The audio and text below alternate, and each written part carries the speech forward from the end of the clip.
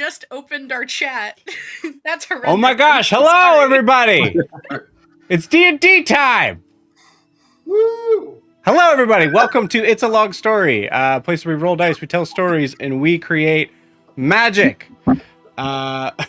We are here with our our wonderful, awesome, and beautiful friends who are. Is Jack laughing or coughing? Yes. It can be both. It's allowed. Welcome. We are here with our awesome friends in the new moon. Everybody, take a look at your camera, wave, and say hi. Hi. Hi. Hi. Hi. All right, now do it and sound like you're like really bored. Hi. Hey. Hey! No.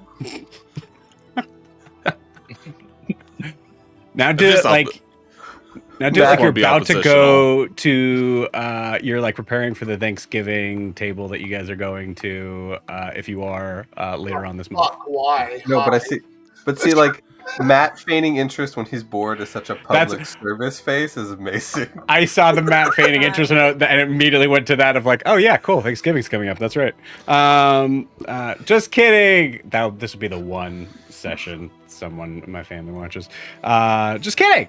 Hi. Hello, everybody. For those who have no idea what this is, hi, we're a D&D live stream that runs every Monday, Tuesday, Wednesday, Thursday, and Friday. Having 5 parties living, existing, and breathing for those that do in the same homebrew world. The wonderful, beautiful world of Estera.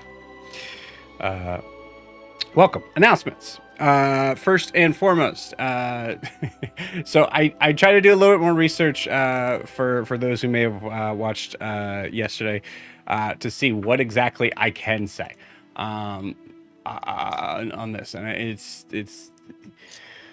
Do you want to learn how to play D&D? Great.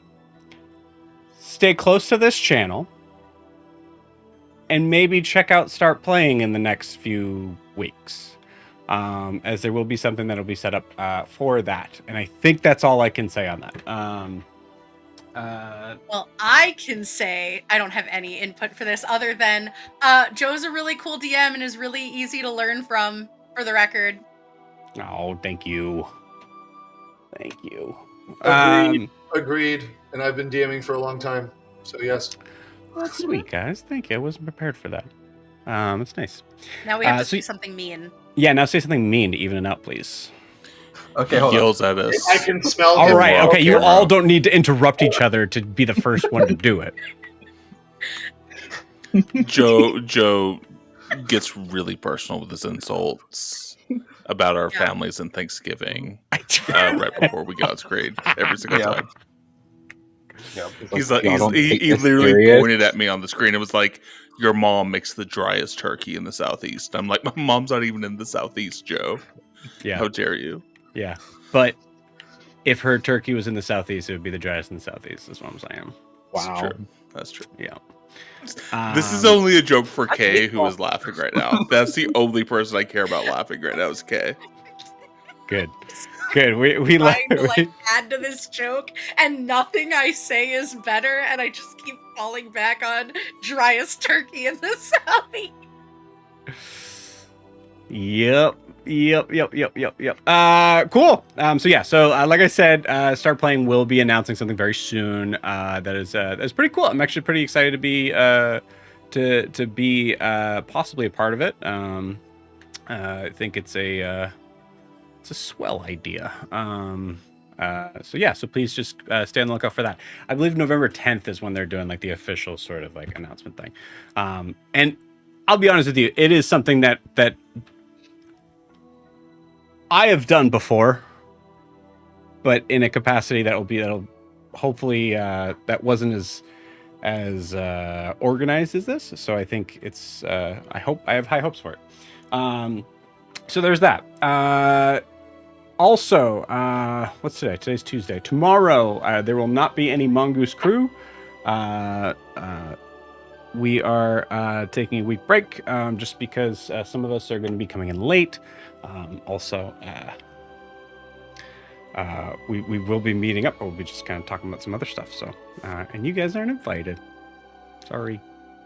It's okay. It'll be boring. When I get on EVMux, I can join the Mongoose Crew stream. Can I be invited?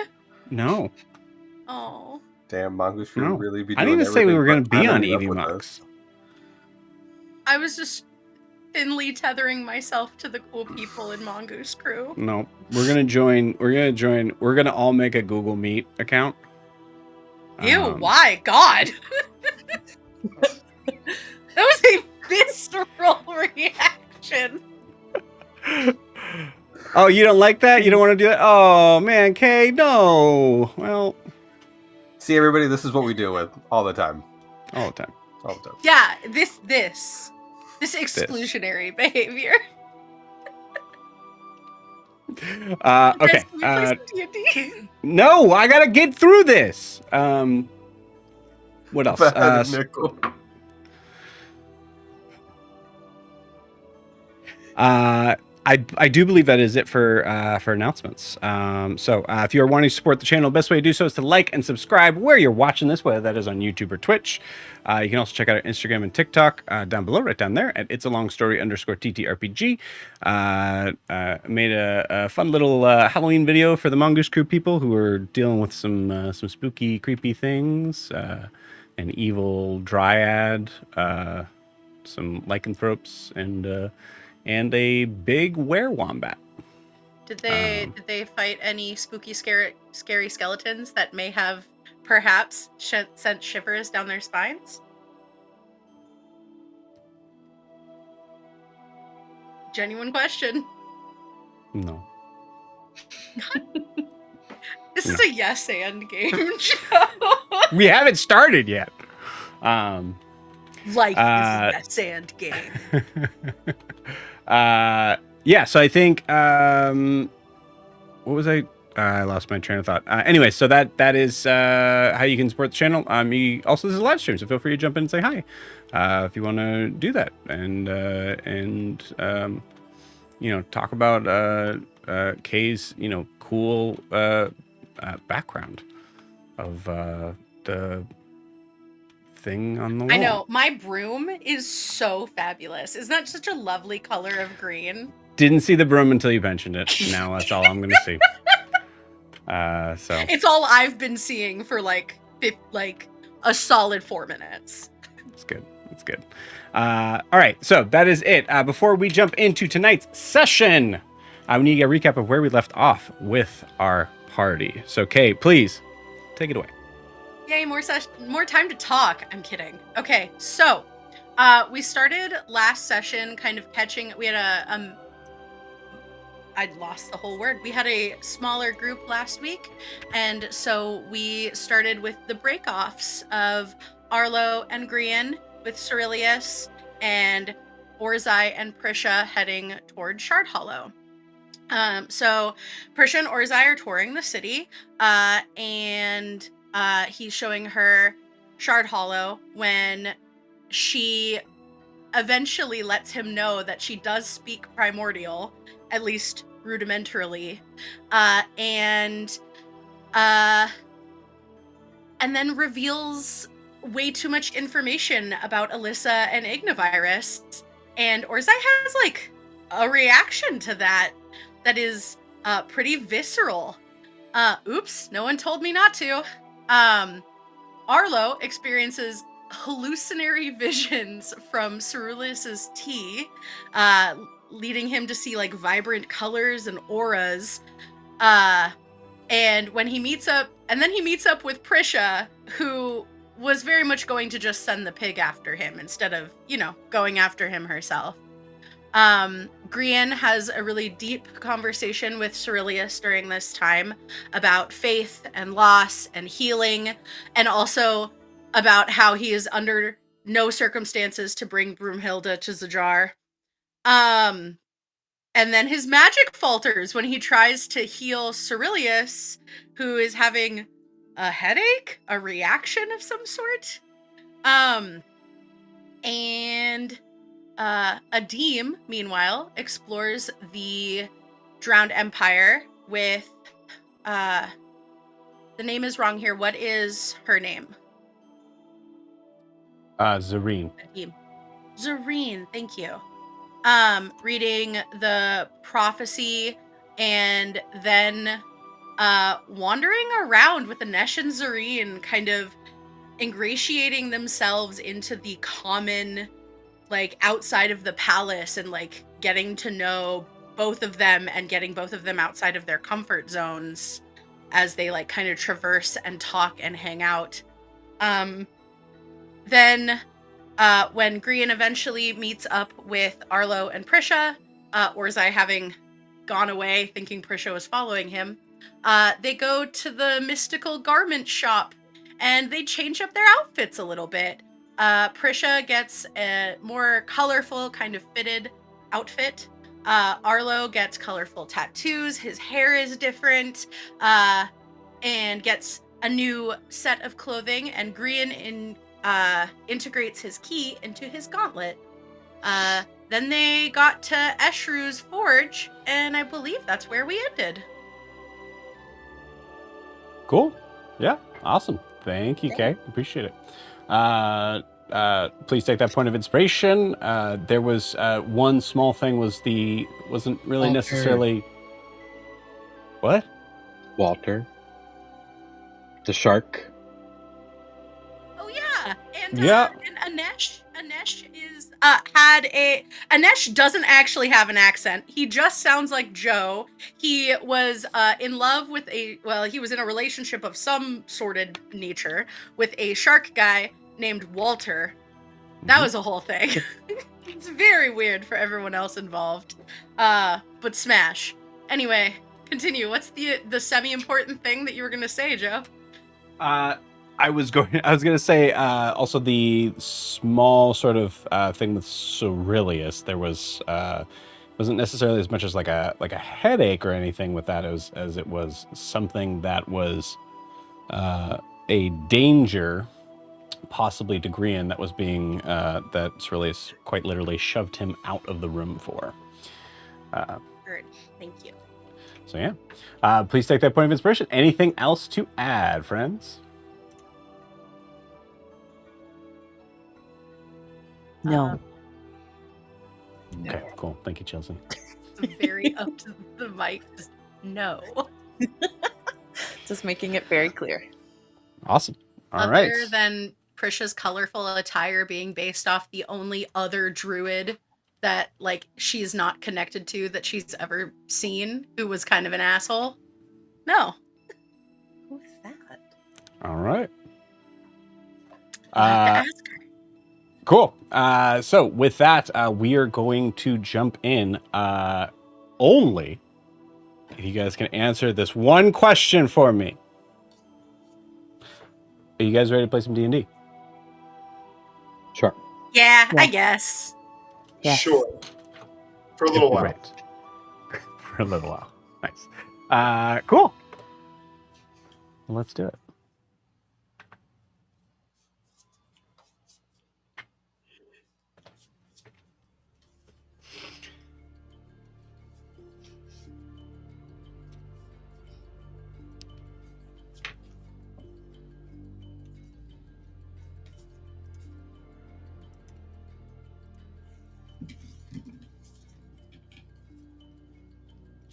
The words "in the turning" showing clearly across the page, glowing in some sort of slight purple lettering as we see a blue hand holding the corner. Beneath the extended sort of scroll that we see starting to kind of reach out, starting to reveal itself as it zooms out. A black table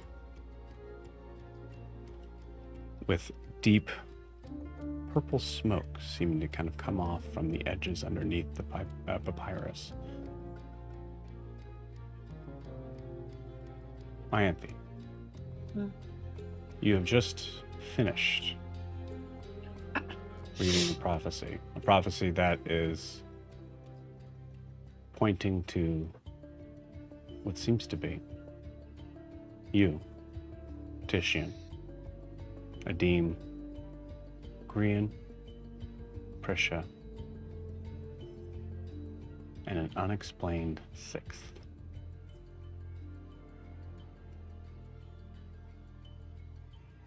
I think you see sort of standing somewhat behind you, Titian, kind of waiting with bated breath, maybe trying to read over your shoulder. But I think as we come back to this scene, I don't think Ianthe is really sure how long she's been standing over this table reading it. You have the scene.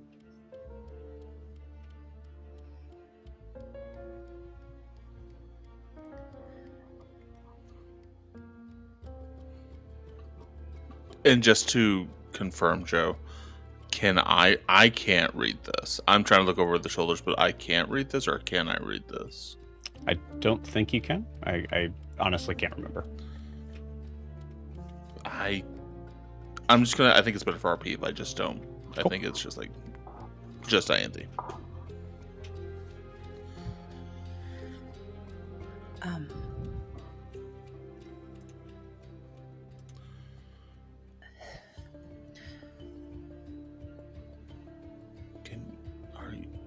I don't.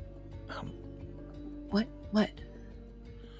You've been staring at these squiggles for a really long time. Do you know what do these mean anything?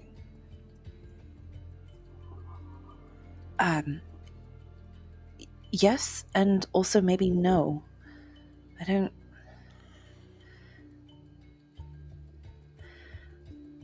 I don't fully understand.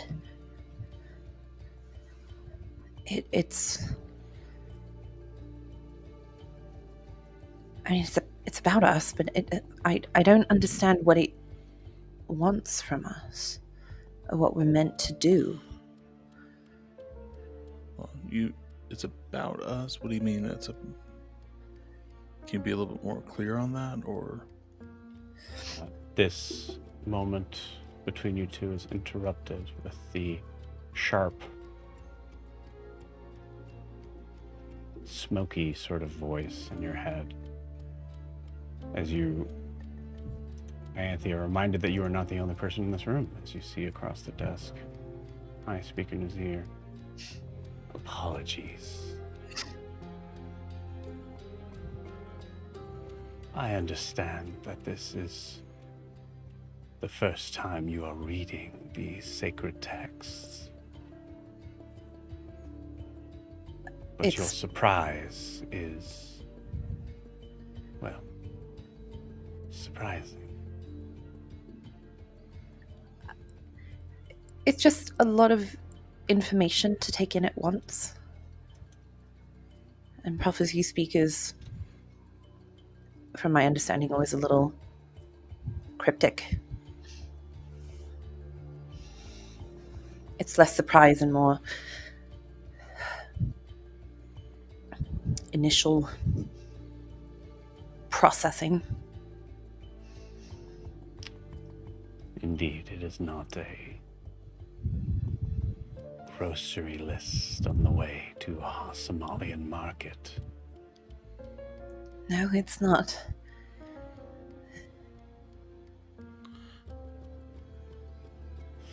Well, perhaps you'd be interested in having a copy of this prophecy. Yes. Obviously. Sorry. That would be wonderful. On one condition. Because this would be what I would consider to be my duty. However, my responsibility once I hand it to you.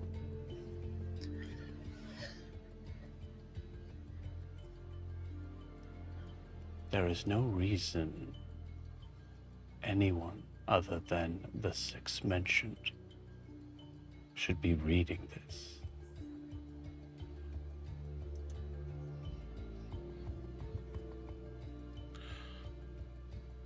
You mean us six? Our party is what you mean.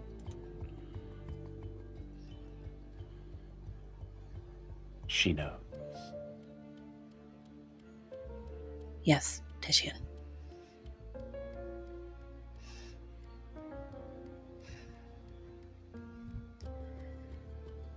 What? I think it's right to share it with the remaining 4 that are not here.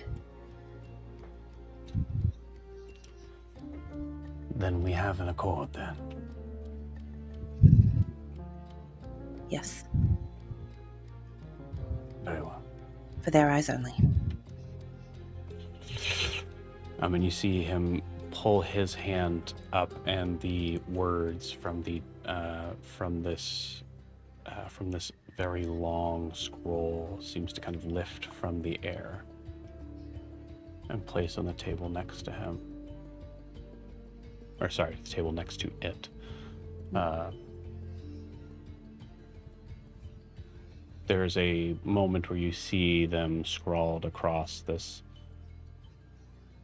flattened black surface. And then bubbling up, a black page scroll.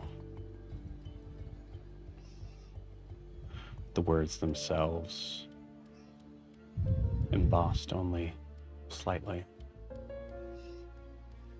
given a sense of purpose, patience for anyone that would be reading it. With a flick of his hand, rolls up and sits in front of you.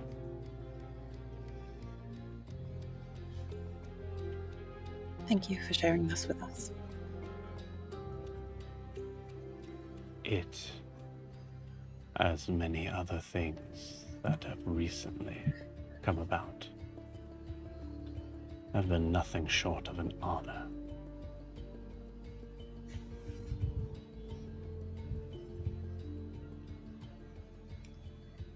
High Speaker, the honor is ours. Truly. Well, unless there is other things to discuss, I am rather busy as of late.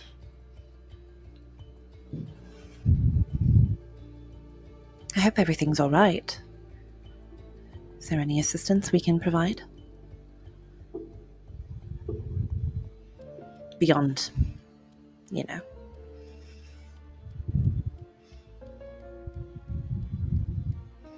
Your dedication to the task is more paramount than you know.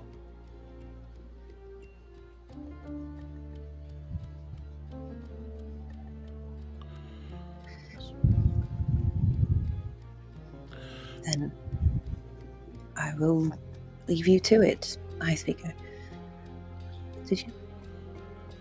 Yes, High Speaker, until we meet again. Will your specters remain in the field?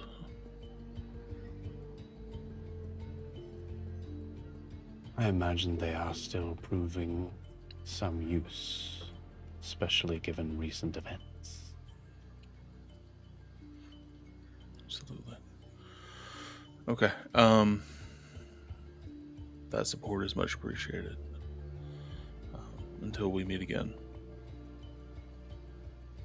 Thank you, High Speaker.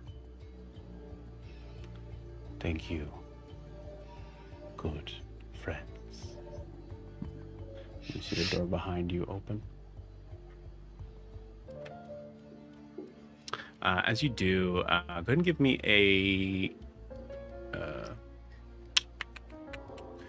So give me a perception check. It's just say. Oh, interesting. Yo. 16. 9. 9. Okay. 60 is enough to notice that. I think for Ianthe, you're probably your eyes are probably kind of focusing on this not blackened, flat black scroll that is kind of sitting right in front of you, kind of like hands just touching it. Titian, I imagine you, as any soldier would, be focusing on keeping your eyes on the person you're addressing. However, in your peripheral, as the door opens, you see the shades, the specters as you call them, that have surrounded High Speaker Nazir seem to shudder a little bit. Seemingly as if, not unlike a smoke being affected by like wind or but you note it. Just to make sure I'm getting exactly what you're saying. You're saying High Speaker Nazir himself is... No, the specters moving. around him. The specters are moving. Yeah. Okay. That's what I was wondering. Okay. Happy I asked. Noted. All right. You guys turn to leave? Oh, yeah. Yes. Yes. Okay. As you walk out, you see Saruk, the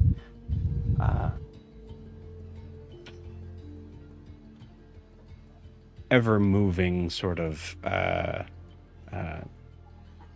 avatar of sand and light, is sitting at their desk. You see their body language seems to shift in your direction as you're leaving, as well as the other figure that is nervously, I would say, kind of looking down at their hands, as you see Iskar waiting for you. About how far away is Iskar from us right now, would you say? 20 feet. Okay. Oh, I wish I had a way of speaking telepathically to Ianthe. That doesn't cost features. I'm going to just, as we're walking, I'm going to, in a moment where it's quiet from everybody else, I want to make sure this is sort of done somewhat secretly with Ianthe. Okay. I'm just going to pull Ianthe to the side a little bit before we get to Iskar, about 20 feet away. Okay. I will tell you, just for what I've marked here, it's gonna be a roll. Oh, I have an idea for this. Don't worry about it, Joe. There's gonna be no roll needed right here. Great. So, because I'm pretty sure Ianthe has a thing here. Yeah, I'm a pull Ianthe and just like look Ianthe in the eye, and I'm gonna go, use your talk in the mind thing real quick.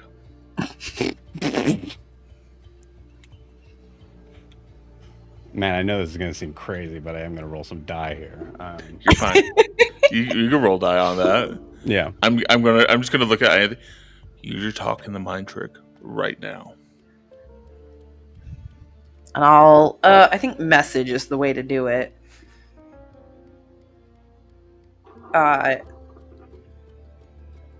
What's going on? I just want to be 100% certain. He said only the 6 of us, right?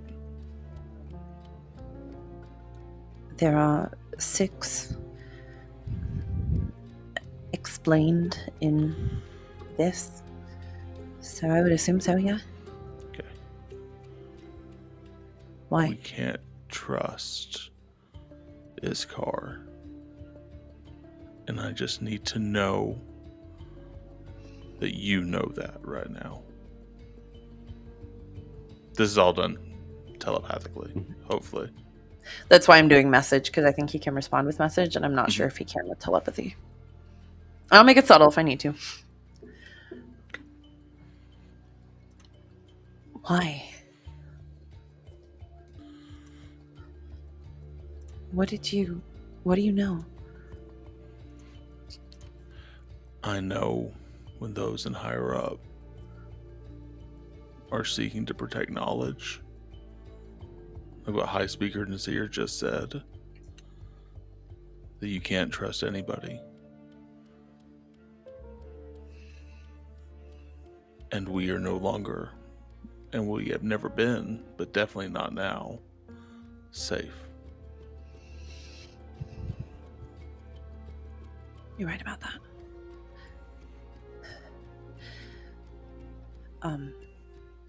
We should get back. We need to talk about this. In we private. need to read it. Yeah. Yes. Yeah. With just the others. Yes. Okay. Just wanted to I'm check pretty if sure you he can. enchanted it when no one else can read it, but yeah. Okay. All right. End of mind link. Let's go. Okay. We're back from 2 minutes of just intensely staring at each other. Oh, yeah. I would say, Yeah. Ianthe, what's your passive insight? Oh, let's see. That would be my insight plus 10. 15's enough, yeah. So, you, as you break from this communication, you see Iskar has now switched from looking down her hands to now looking up at the ceiling. Oh, everything. Everything's fine. Great. Ianthe, where's the scroll? Ooh, I would have tucked it away. I would have tucked it like in a pocket. You have to tell me exactly where. Oh, exactly where? I mean, I don't know all of the pockets in my outfit. DM certainly doesn't. I'll pick a pocket. Okay. Tell you what, I know that I have designed this outfit has very flowy sleeves, so it's like tucked in my sleeve. Okay, you got it. Cool. We'll say your right sleeve. Guess it comes up. I was just thinking it's in my right sleeve. Perfect. Yeah. So you see Iskar's. All right. Well. So he didn't say anything about. Wait. About what? Just making sure that we got there on time. It didn't say anything about us being late. No. Great. Okay. Great. Good. She is saying this in somewhat of a hushed tone. I will give you both of you a chance. I'm going to say it's a disadvantage. Give me an insight check on Saruk. I'll do it.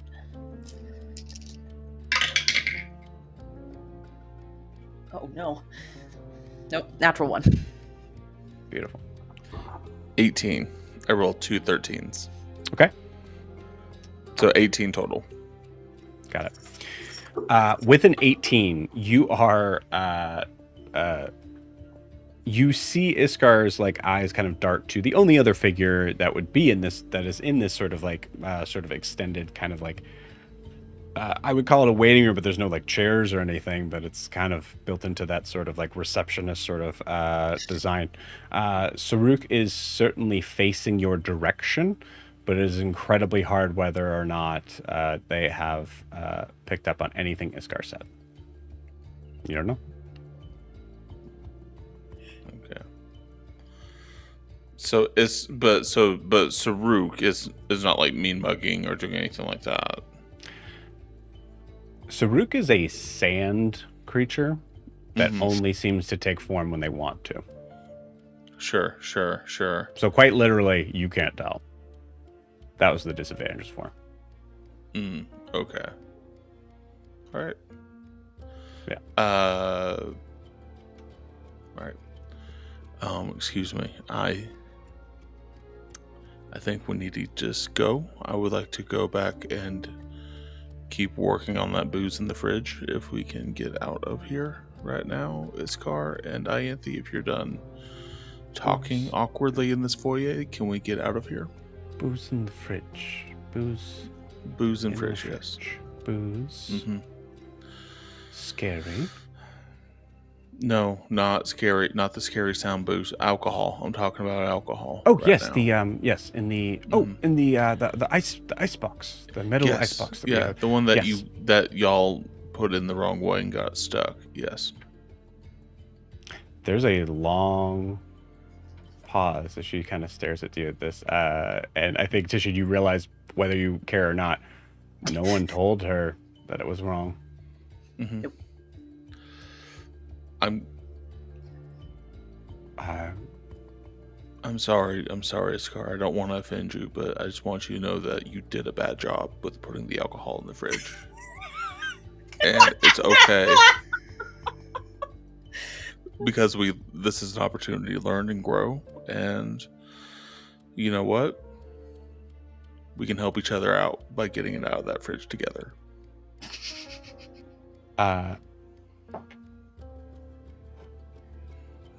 Ianthe, what's on your face? As Titian says this with the look.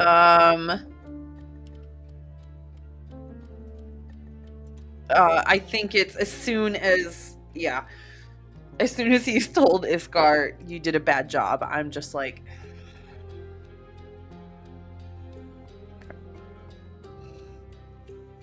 frustrated at the lack of tact more than anything.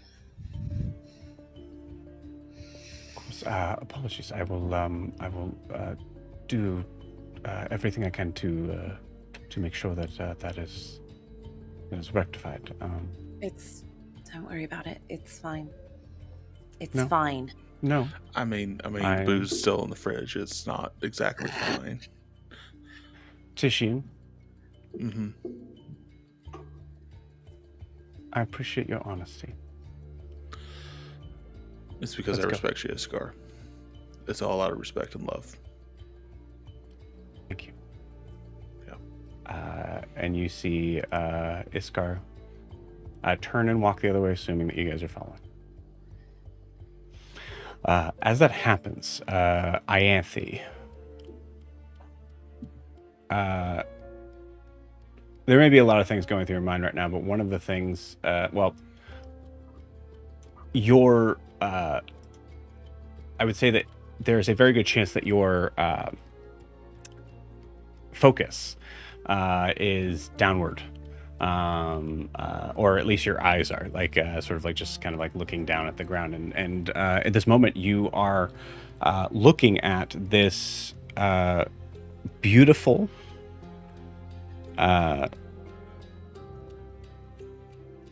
beautiful heavy sort of glass structure of that see-through sort of beneath you, but you also see there's that like kind of like prismatic colors as you are reminded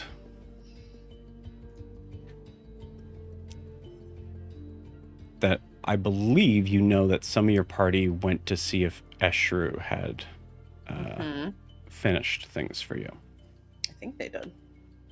So, in this moment, as you are kind of walking towards the elevator, I dare say it would make sense for you to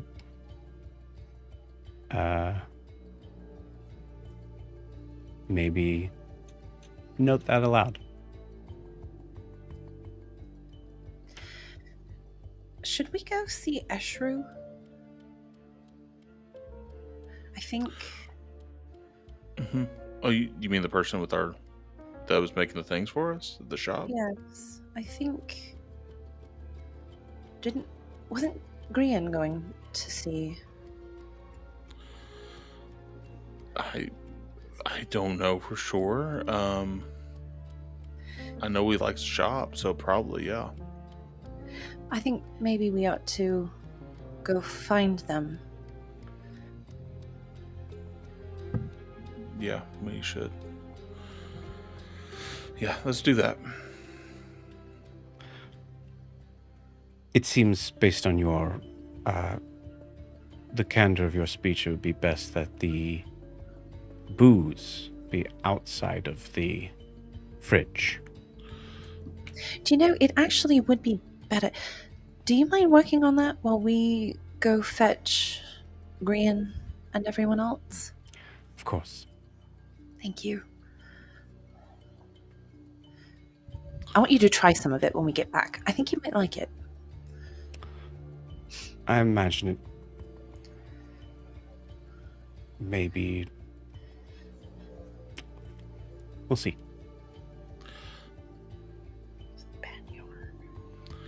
Sure. Okay. We should get going. Iskar, before we get going, just a quick question, since you're going to be taking care of that. How do we get in and out of the building without somebody else's help? Is there like a secret that you can share with us?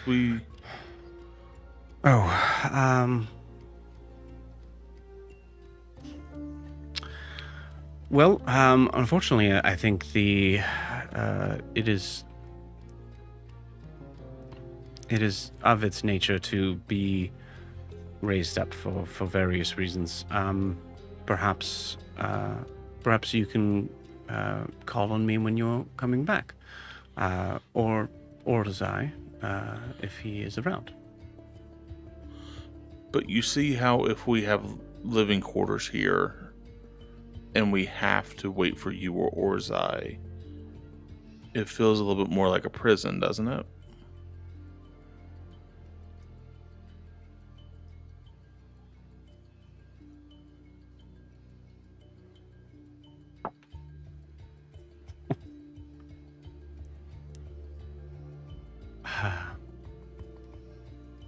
Of course. I will I'll work on that as well. We just like to have the freedom to move about and not impose on anybody. That's all. The door opens to the floor where the apartment is. Iskar steps out.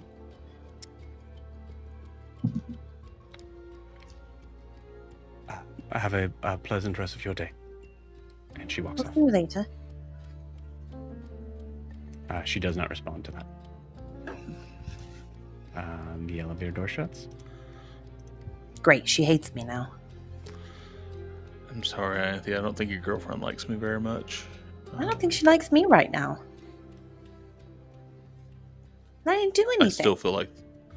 Yeah, I feel like that's kind of my fault. I'm sorry that your girlfriend doesn't like you either. Because of me. I'm gonna fix it later. Thanks. So, and we are completely alone right now, Joe. You are, Just to yes. confirm. The doors are shut. There's going to be at least probably about a minute or so Sure. of the elevator continuing to go down. Yeah. Well, we got a little bit of time. Why don't you go ahead and tell me that? And we can fade away from us now, but why don't you go ahead and give me the details of that prophecy now before we meet up with the rest of the group? Cool. Yeah. I will do that. All I'm right. not pulling it out. I'm just sharing it. I will ask where it is and ask, like, if we have no eyes on us, we truly feel like we have no eyes on us. I would ask Ianthe to I ask Ianthe to like confirm that they have it and like where it is and stuff like that.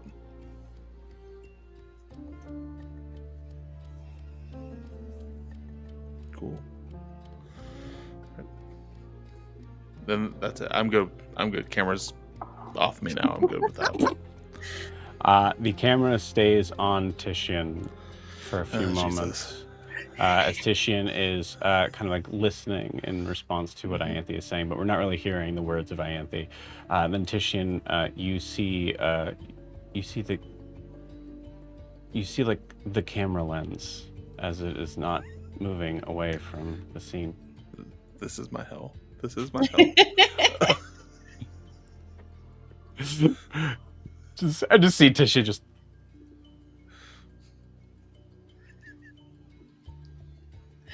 Breaking It's that like a fourth Tim wall. Robinson. It's just a Tim Robinson sketch, is all it is, really. Yeah. Cool. All right. With that.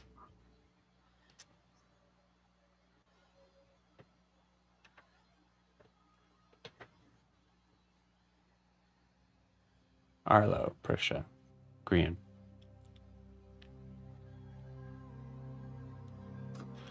You stand before a being that seems to inhabit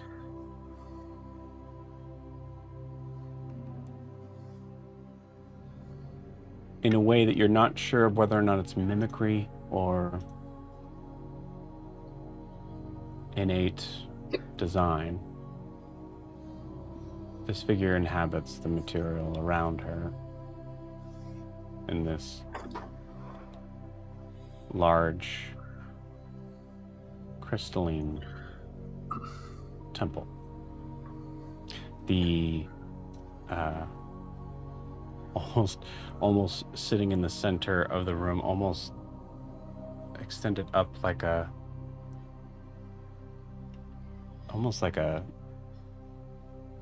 pulpit in a way. It's slightly kind of curved to one side that is leaning in the direction of where Eshru is, and as she moves, it moves and rotates in that direction. And we see that black, lightless, yet clearly present and visible at the same time, flame.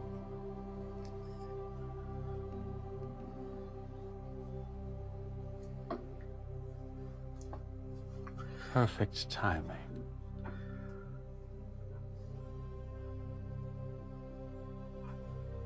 Oh,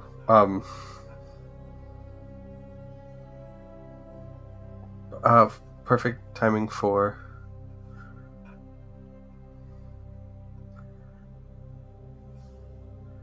just perfect timing. Well, Forge Master, I would like you to meet Prisha, who you have some idea about since the last time we were here, and our new friend Arlo.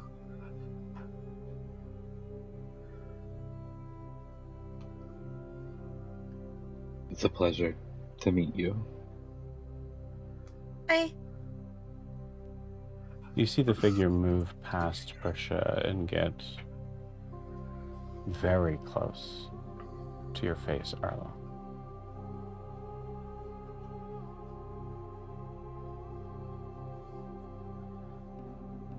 How I think tragic. he takes a step back.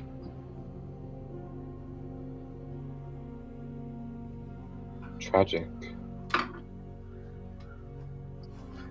I just changed these clothes. Are they that bad?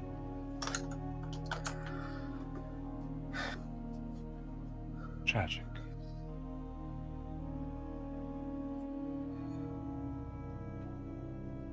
You are not complete.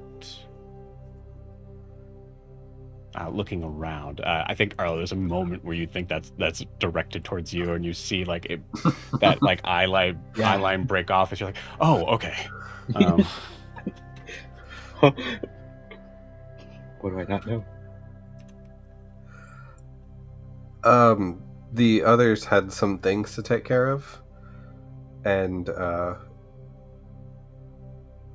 our dragonborn friend had to take care of some things back home. So, it's just us for now.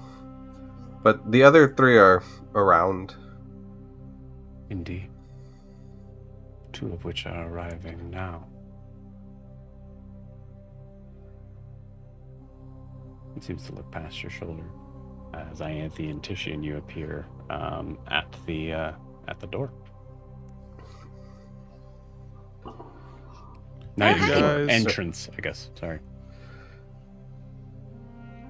How'd you guys know we were here? Lucky guess, I guess. I just assumed you were coming here. We know you love a good bargain, Grian, so like we were like, this felt like the right place to find you. I mean, I guess that makes sense. Yeah. Yeah. Okay. I was just introducing the Forge Master to Arlo and Prisha formally, and let her know that Jet wasn't with us anymore.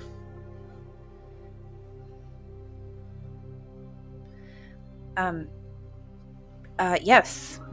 Arlo is a new friend, unfortunately. Jet. Period. Unfortunately. Damn. First Prisha, now Ianthe. Yeah, you see, Eshru does not seem to respond to that faux pas at all, but does seem to almost cut you out. Let's say, like, cut off whatever the rest you say, the rest of what you were about to say, Ianthe, as you hear, brand new. Well, new to us. I think, he's been in existence for a minute. New to many.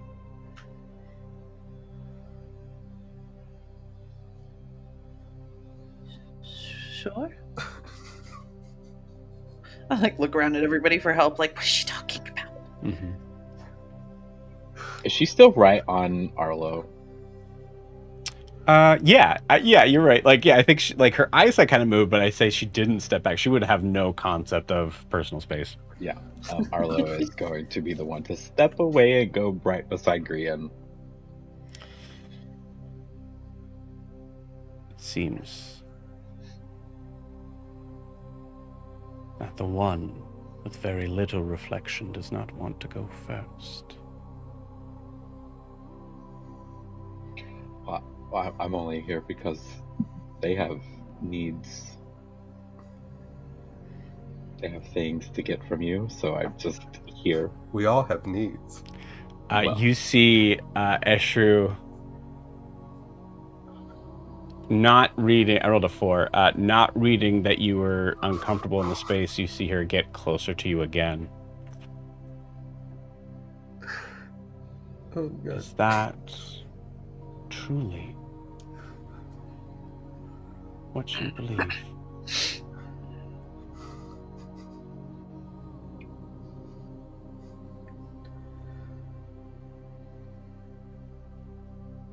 Arlo.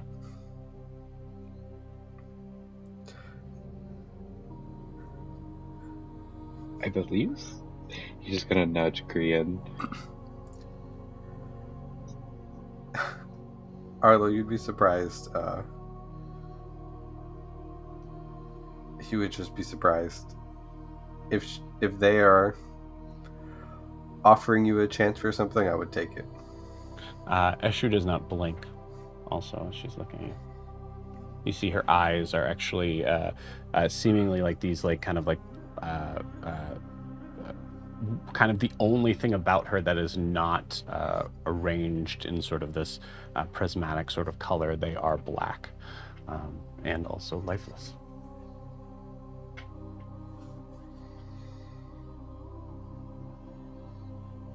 She maintains eye contact for as long as you keep eye contact with her.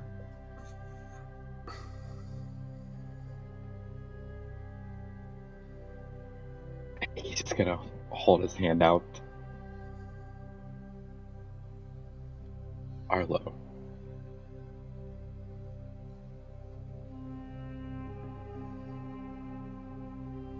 If you're gonna get so close and personal, we might as well greet each other.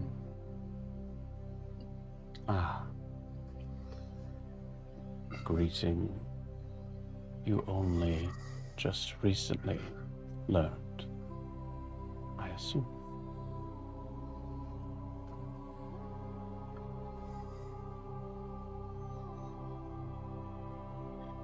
So about that stuff that you guys need or are getting.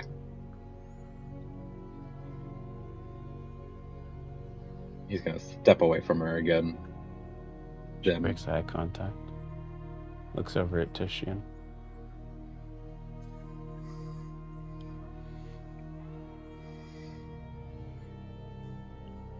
The liar. Removing what is defined as strength by many of his kin. Lion. Got it.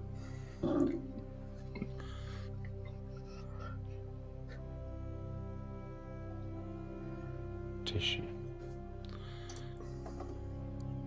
Yes.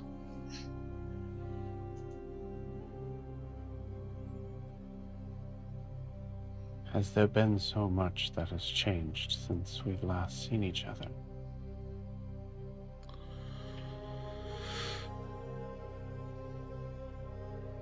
Yes.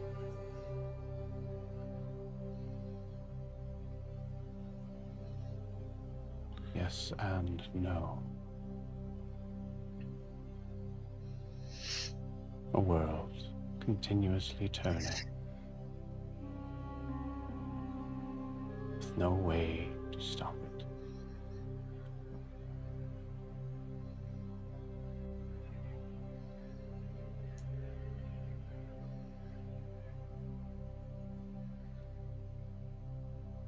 Ianthe, What? radiant as ever. Oh, well, I wonder what reflection you are bringing to us today.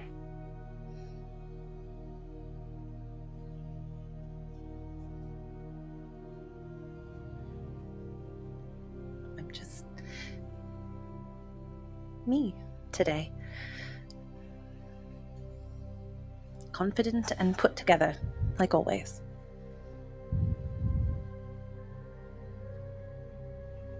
A rare jewel.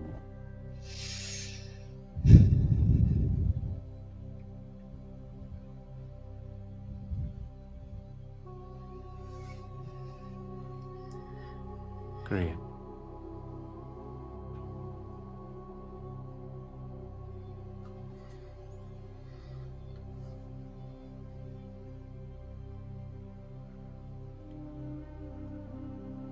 You look somewhat taller.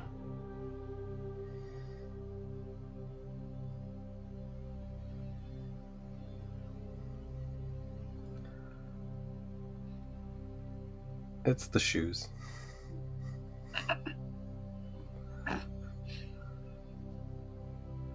I very much doubt that.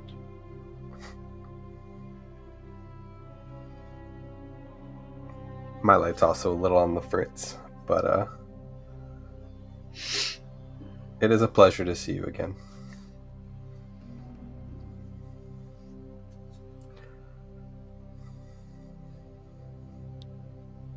It is a pleasure to be seen in such light.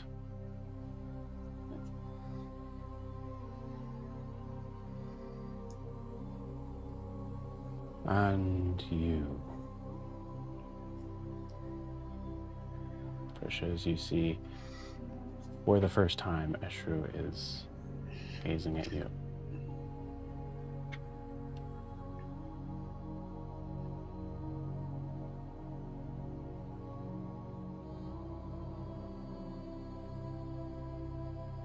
Hi. You see her get very close to your face. She floats, she doesn't walk.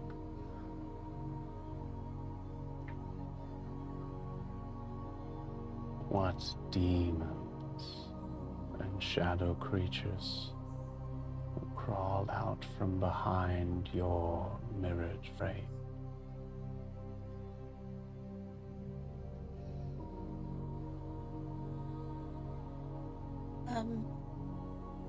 And she's gonna look over at Grian and then Ianthe. Like, just. Yeah, I think there's a moment where I think like Arlo and Prisha are like, dude, you didn't warn us at all. I mean, it's not the space that Prisha has an issue with. She's weird like that. It's the am I supposed to tell her all the things I've done? I think Grian's just like starting like Okay, so I don't Prisha, you like are like 7 years. Grian has changed a lot. Like Okay.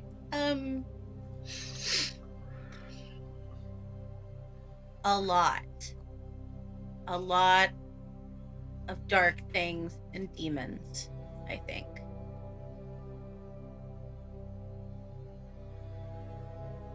dark things, demons, and something even greater still. Does everybody know about the rods? Like, is that like a thing people are supposed to know about? Yeah, they do here. Well, Orzai didn't.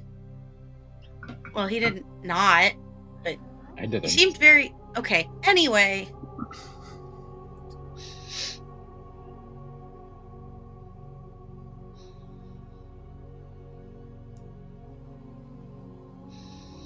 You mask it well.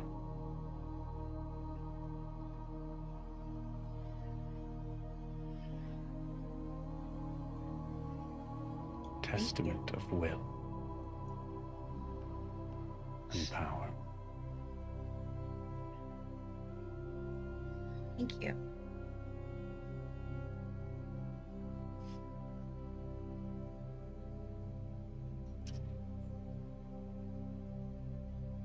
The circle broken, the chain is missing a link.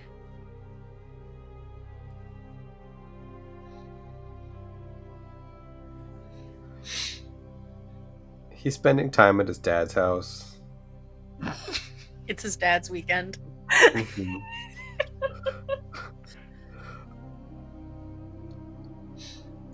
He's trying to spend the night there. He's tried a couple times, but so far this is working.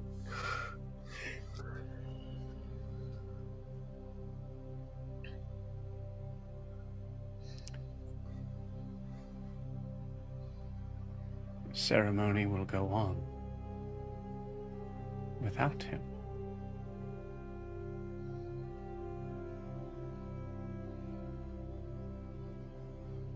Can he come back later? The ceremony?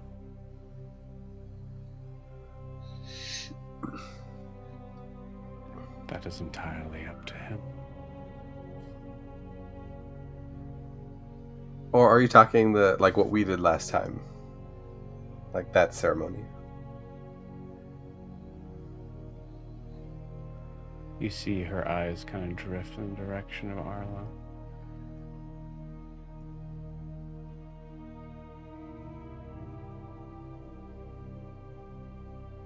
It would seem... She starts moving towards Arlo. Most of those benefits, those insights, would remain untouched like crystal clear water. Not a ripple.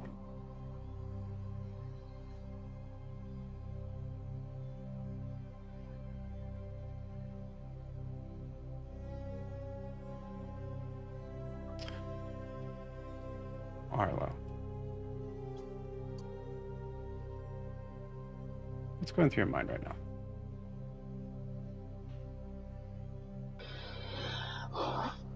I think one, he's thinking he would have loved a heads up on just how this person is.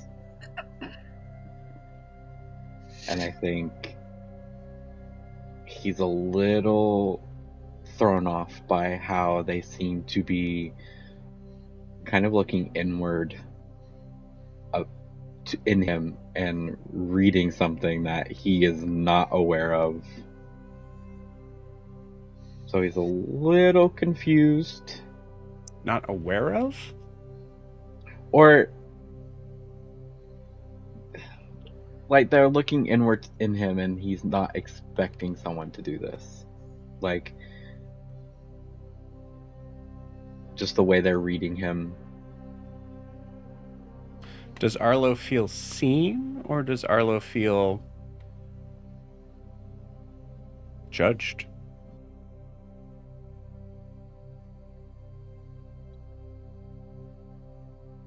I think he feels seen in a way that no one else has seen before of him. Like, this person is, again, just looking inward on him and seeing something. Okay. The last part of that statement that she said which was completely directed towards you, gave a sense of a concept of a part of the ceremony that would be wasted on you. And she said, nothing would appear, not a ripple.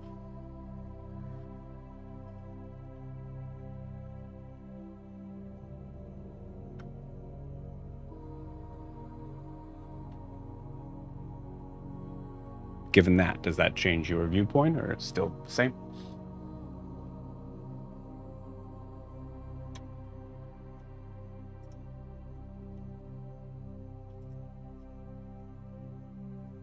I think he may feel a little judged at the comments. Joe would. I'll just say that. It's like, wow, I won't make even a ripple.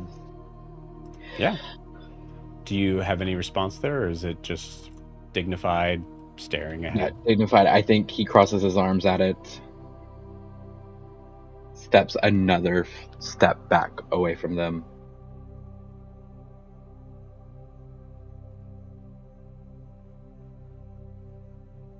So quick to separate.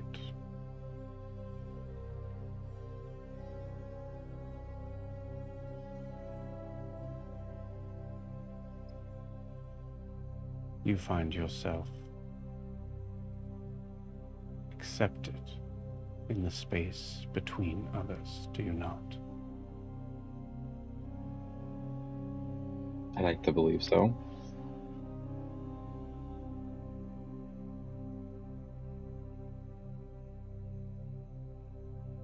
The strength we share.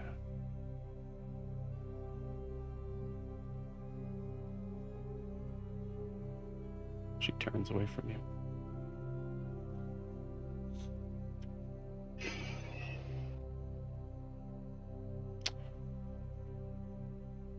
Who shall lead the parade? She gestures towards the fire.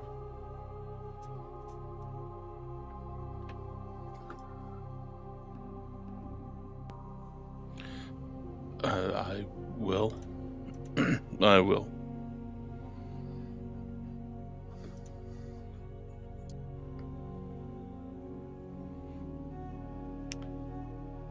As you step forward, Titian,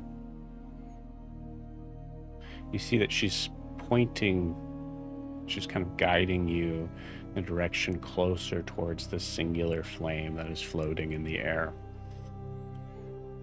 It is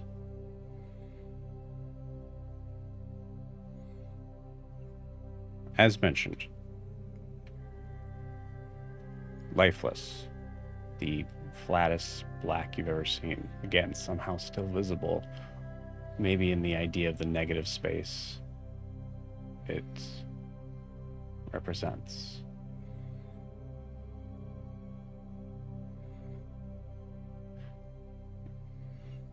In the concept of preparing yourself for what lies ahead,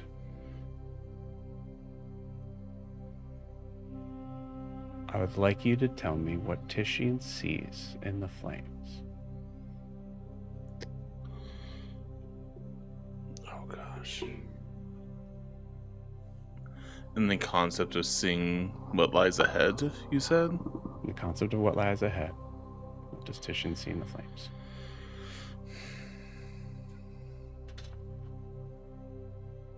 I think he sees the walls of Hasamal, tall,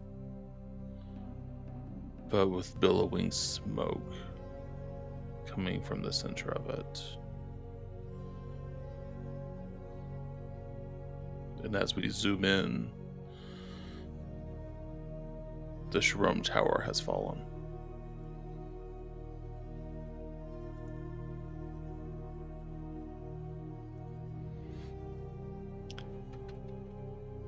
As this is going about, we see Titian just, for the rest of you that are standing kind of behind you, you're seeing Titian just standing there,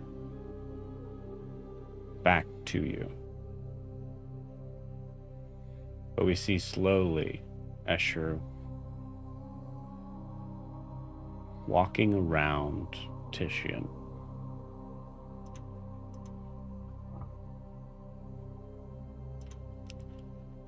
As she repeats herself.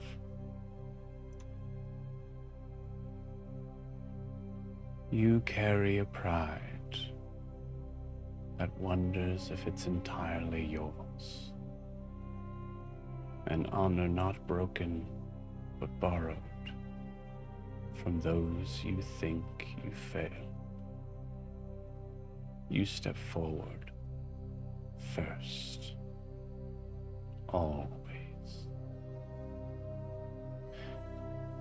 And the rest of you watch as the flame seems to move sort of like a snake as it starts to reach out to touch Titian. Titian, you see nothing but your scene in the flames.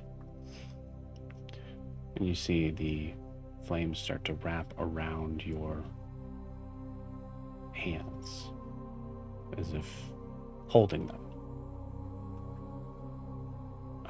You all see Titian's hands kind of extend up, almost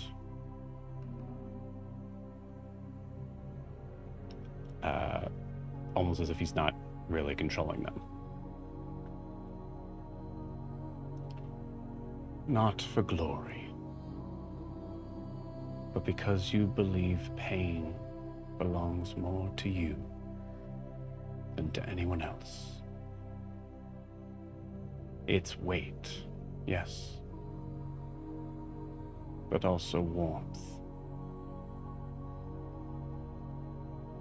You see the flames start to move up Titian's forearms. Pride does not make you reckless. It makes you seen.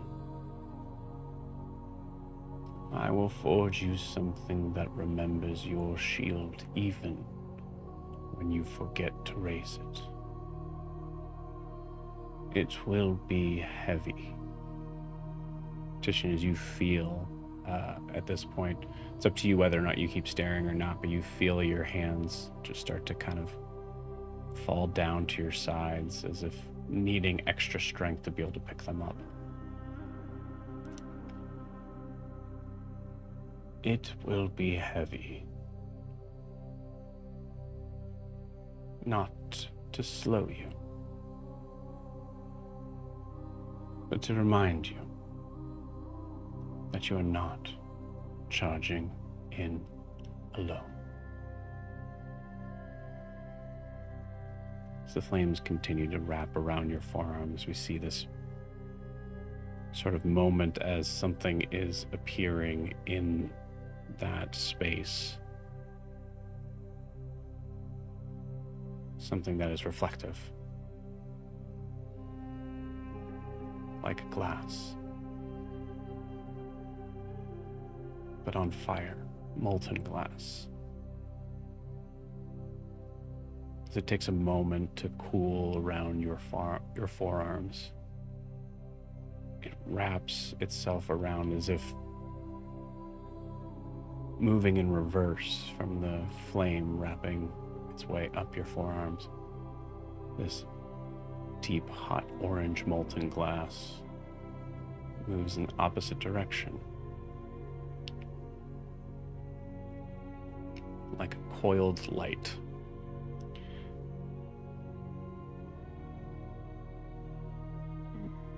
Once the blackened flames leave your fingertips, the glass from top to bottom cools. And Titian, as you look down, you see within the shimmering, somewhat faceted glass reflections, but not of your face. Silhouettes of figures who would be standing behind you.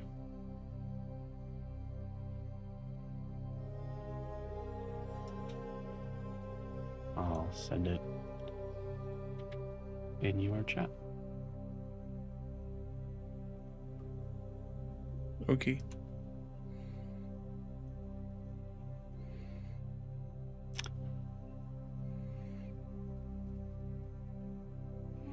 Where is you? There you are. Oh, it's too long. Okay, interesting.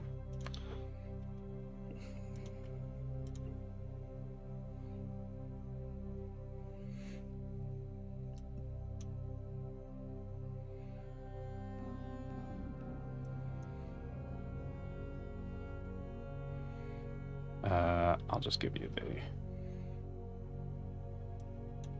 part that's not, doesn't have the speech in it.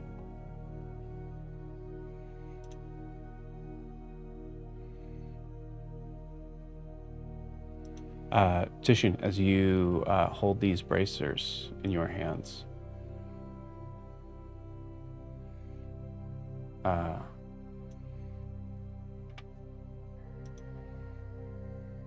they feel comfortable, but heavy.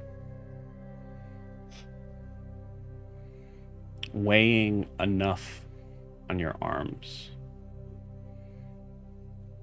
to maybe give you a split second, long enough to recognize in whatever moment exactly what it is you're charging in for.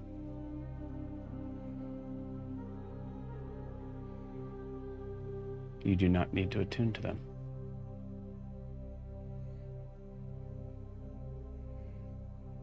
As you feel their power, their strength already working.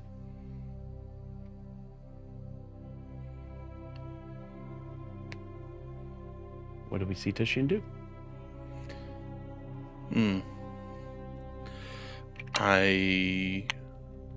Oh God. I think Titian just takes a step back, and he's just noticing these new bracers, ash glass bracers, and he is just kind of dumbfounded, but also touched. I think he just takes a step back and then looks to Grienne, and without saying a word, just motions for Grienne to take his place as next in line. So even, I would say before backing up, you're just kind of motioning Grienne forward, like as if to join you. Yeah, I love that.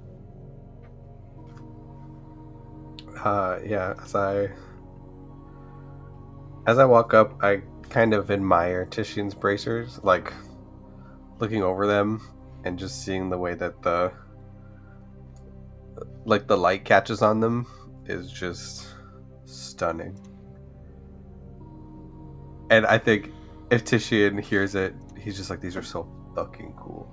And like, Language. No, I'm just kidding. We just turned into like two kids on the playground talking about Pokemon cards. Like, got fucking Charizard, my dude. What a weird thing for Eshru to be like, no cursing in this whole, like, What do you mean no fucking cursing? Fucking what? you can show me your Take these deepest back. secrets, but no cursing. No cursing. Word Cursing takes away the magic. I keep an air about me, and this isn't working. I bring an energy to the function that does not accommodate swearing. I think so that I turned from Titian's bracers to the flame.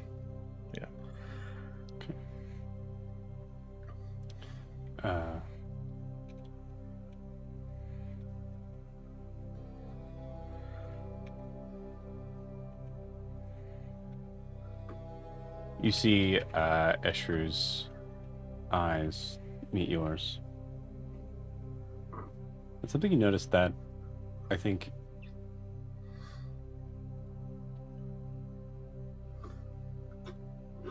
something that she seems to hold in is broken apart by your presence. And it's happened every time. But I think this is the first time you notice it. She smiles.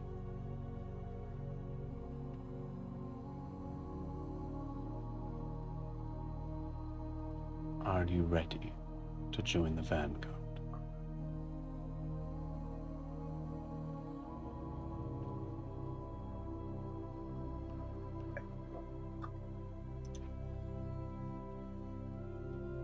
Born ready.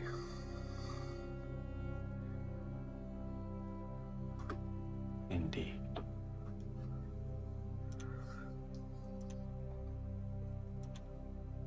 The same thing happens. We see Titian kind of like, Titian kind of takes a step back. We see Grian staring into the flames that start to move slightly more erratic in your presence, Grian.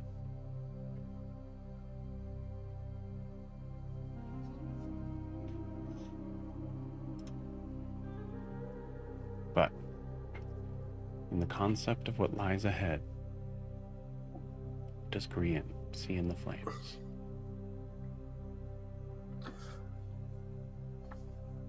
I think what we see when Grian stares is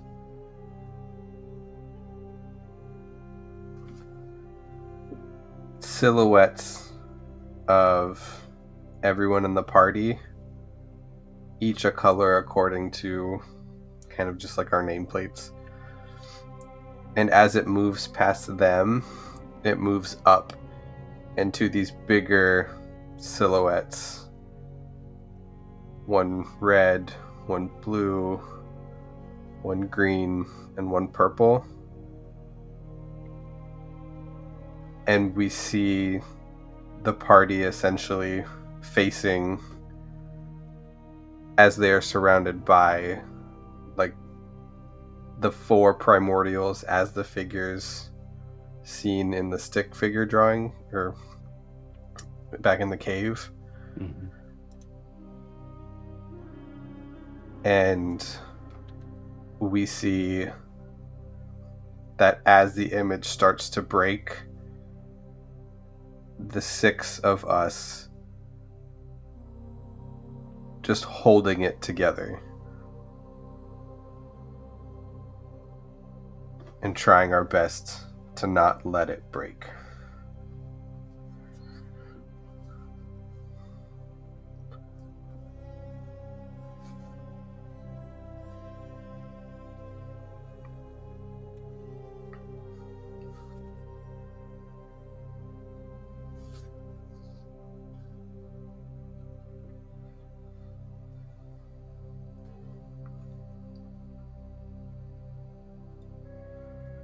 Eshru continues to slowly walk around you.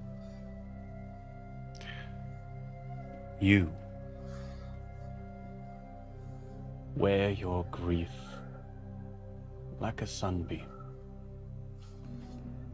too bright for others to see what is burning through. You've carried the warmth of forgiveness for everyone, but yourself. And you see, instead of this momentary sort of snaking sort of figure of this, the flames immediately move right to the top of your head.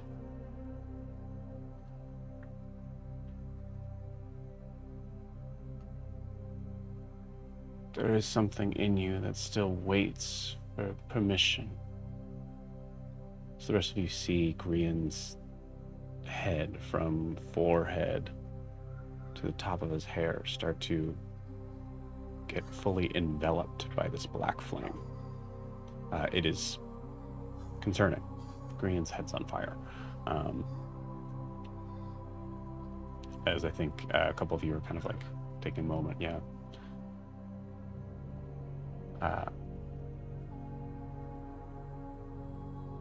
Does anybody say anything here? Is he okay? Is that supposed to be happening? You hear Eshru continue her speech as if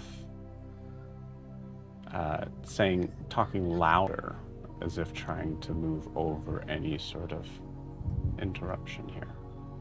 I think it's supposed to be happening.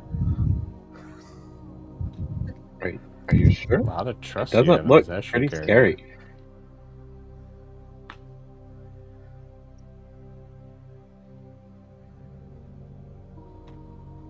I don't want to interrupt Grian's RP thing, but also I don't know if Prisha would not try to grab his hand and make sure he's okay. Yeah. Cool. Is that what you do? Yeah. Cool. Prisha, give me a Constitution saving throw. Is this against disease or being poisoned? No. Okay, great. 15. 15, cool. You are knocked back 30 feet. Your head, back, and legs, in that order, hit the hard, unforgiving glass wall behind you.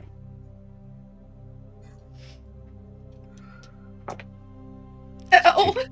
You take 8 points of bludgeoning damage. Ow!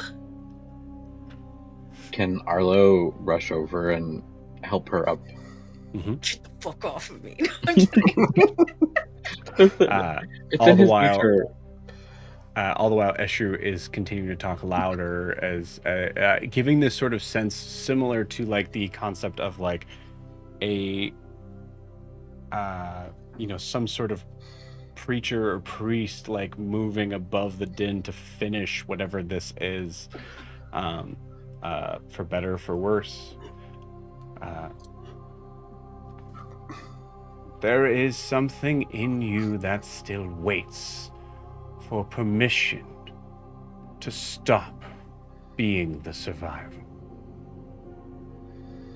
You mistake endurance for peace. But they are not the same thing. The sun does not apologize for rising. And I will forge you something that does not shine brighter than your sorrow, but steadier than it. You see the flames start to come down slightly to the point where you can see just the little bit of the dirty blonde hair of Grian kind of appearing in front of it, now almost looking like this crown of black flame around his head. Something that will remember your light, even when you can no longer bear to hold it. You see the flame get thinner on the sides, but extend out to the front of your forehead. As this molten glass starts to appear in a circle around your head.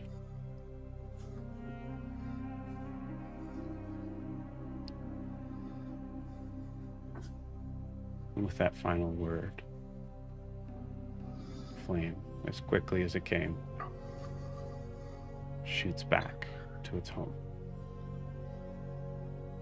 standing in its place. It's the ash glass circlet of the unsetting sun.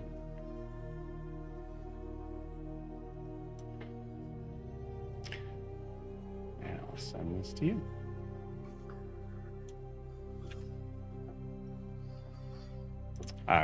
Above board, green is unharmed.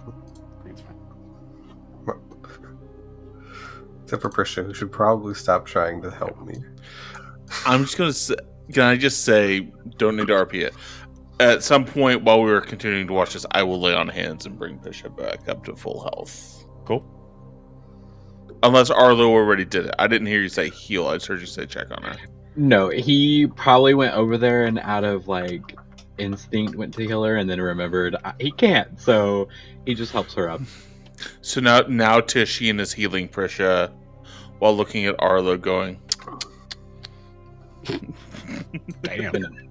I'm kidding. I don't know why coming Titian, for It's just throats out for today. everyone Titian today. is just sassy tonight. I'm sorry. How many points of healing was that, Prisha? Okay. 8 damage. 8 damage. Okay, I heal you for 8. Thank you. Sure.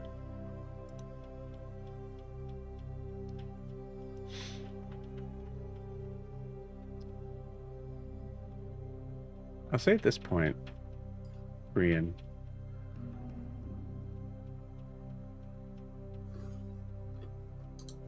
you know that the other two figures here are somewhat complicated.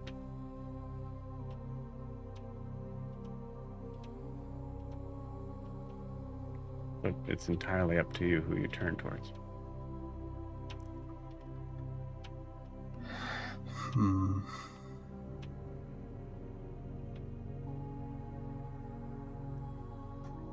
I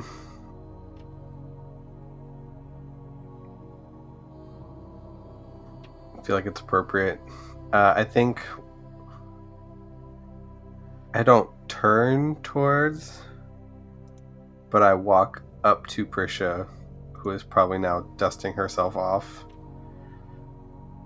And I'm going to hold out my hand. And I'm going to say, it won't hurt this time, I promise.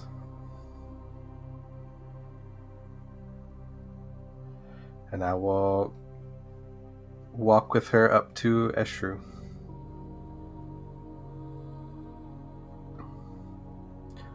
And I'll let go as she kind of walks right up to the where she needs to be.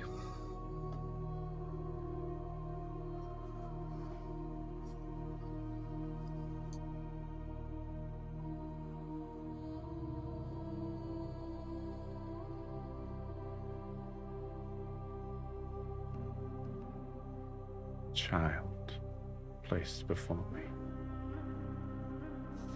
Older.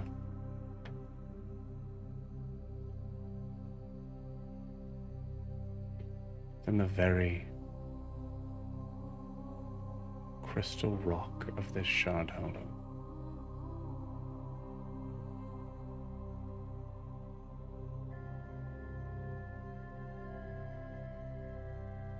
Perhaps your mirrors have been facing you long enough.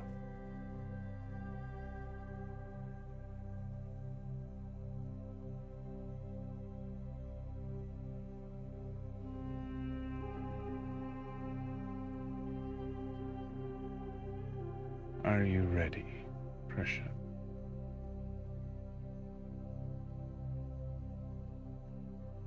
Yeah.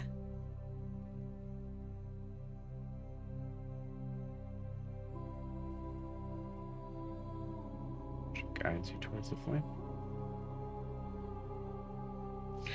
As you take a step towards it, staring into it, instinctively, I think, part of you knowing there's something to be seen here. And the concept of what lies ahead. What does Prisha see in the flames?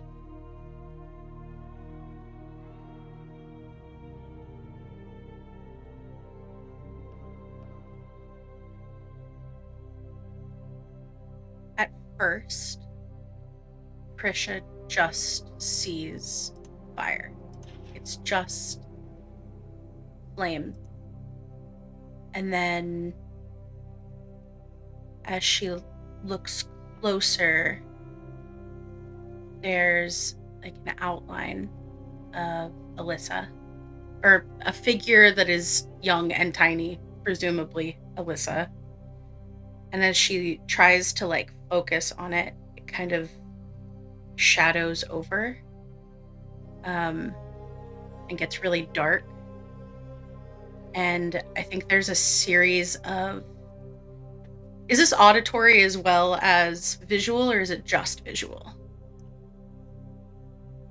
It is what you define it as. Bet.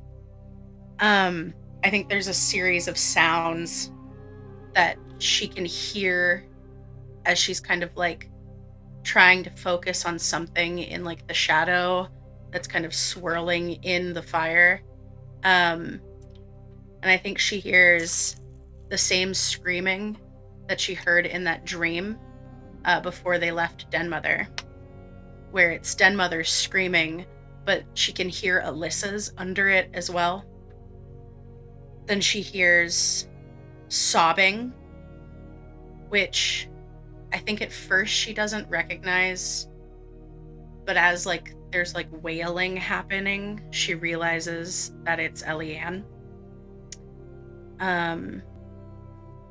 I think she hears singing that she can like pick out as Ianthe, and then like roaring that is Titian and Adim and Grian. And I think that she's just trying to look and push through the darkness to find what's behind it. Like what is she hearing? What is this future, or like what lies ahead? And I think when she can focus on something, it's barren soil and upturned trees, like that have been like ripped from the ground, like with the wind, or the ground getting like unstable beneath them, and like singed earth, and a lot of fear. But I don't think she sees her party.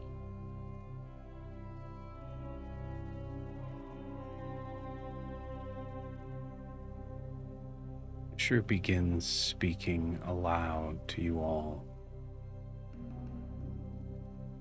But Prisha, you don't hear that.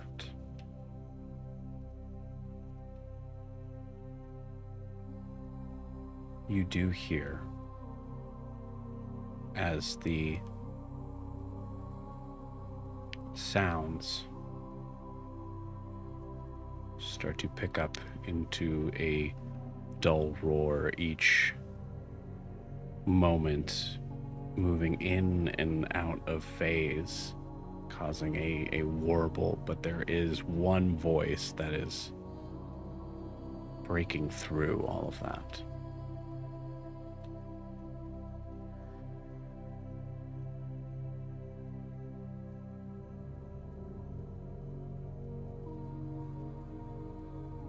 It is fear that is holding you back, child.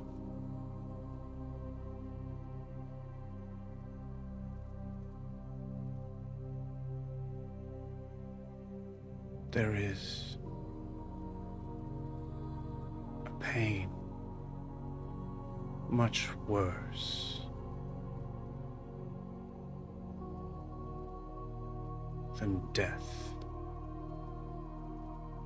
that sits atop your shoulders. And while there are many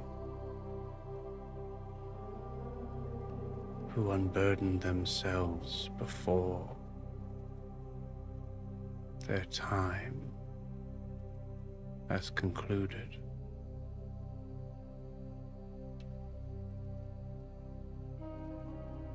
you are only gathering more sticks and moss and bone.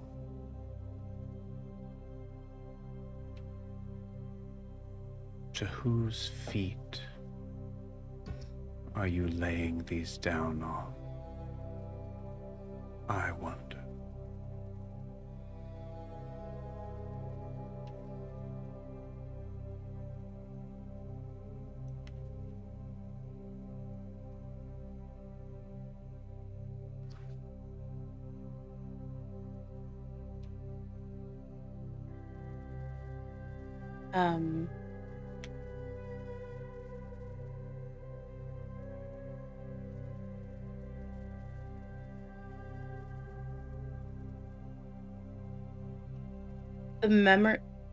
The first thing that Prisha thinks when she hears that is kind of a flashback memory to my very first session, where Den Mother showed up in the cave basically dead. And Prisha conducted a ritual using herbs and sticks and bones to fix her, to repair her, to heal her, using what she knew from Den Mother about Ostial.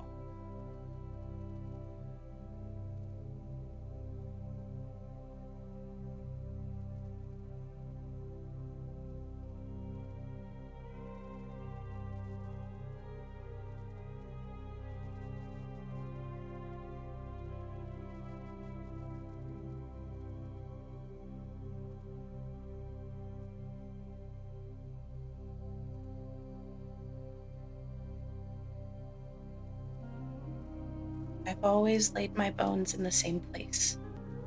Always.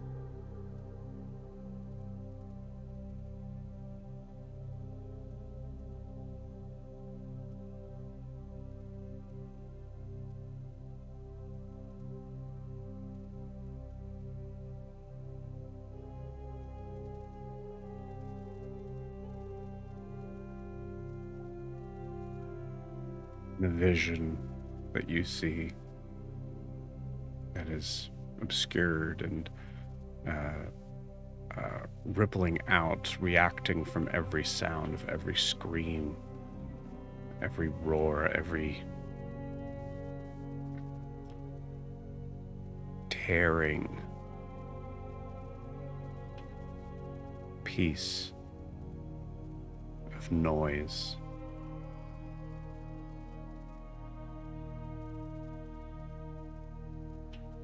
You see a hand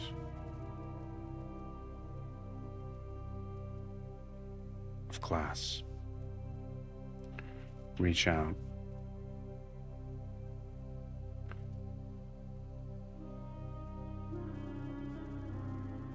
and you see it moving towards you to what you perceive to be, in this moment, your neck.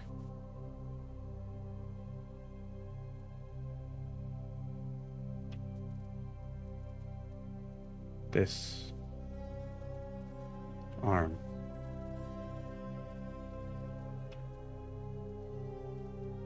may be there to do what others cannot.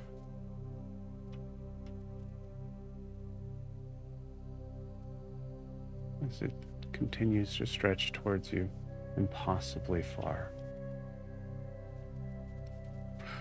Hands set in a formation with the thumb outstretched.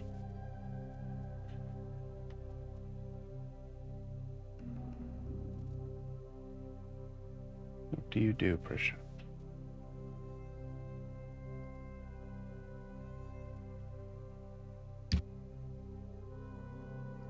I think, restate, I know that there is part of Prisha that wants to recoil. Sorry, hold on. Cat got a plastic bag. It's really annoying. There is a part of Prisha that would like to recoil from this thing reaching for her neck. However,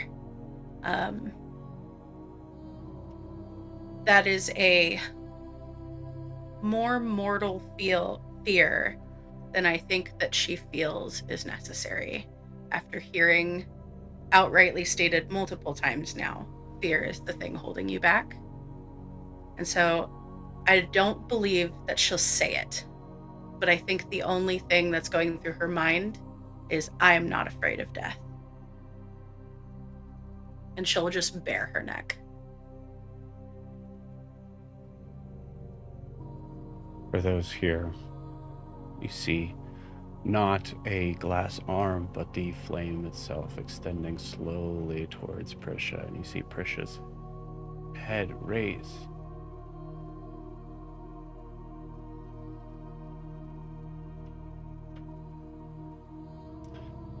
But the flame stops.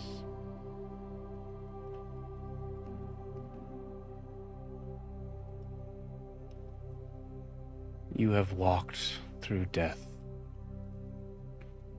not as a stranger, but as one of its keepers. You have feared what will remain if you stop serving.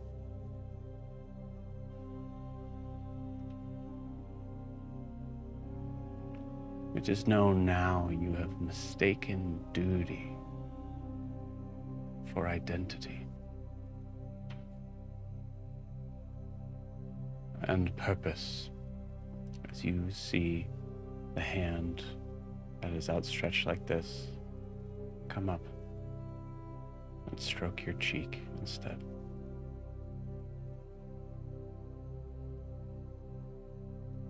You have mistaken purpose for penance.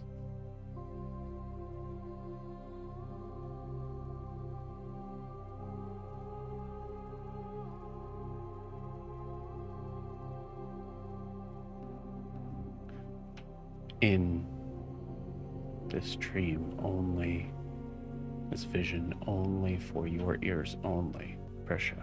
The rest of that everyone heard. But you hear, the Bone Lord has seen your strength, Prisha.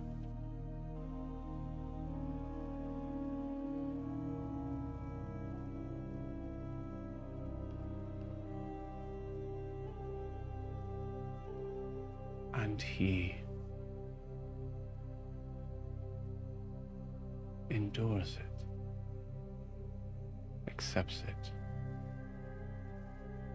but he does not own it.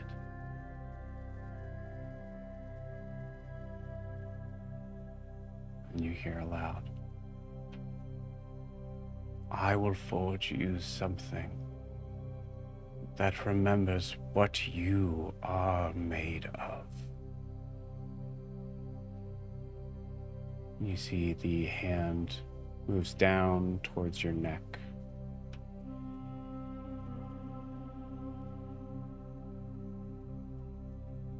So the rest of you see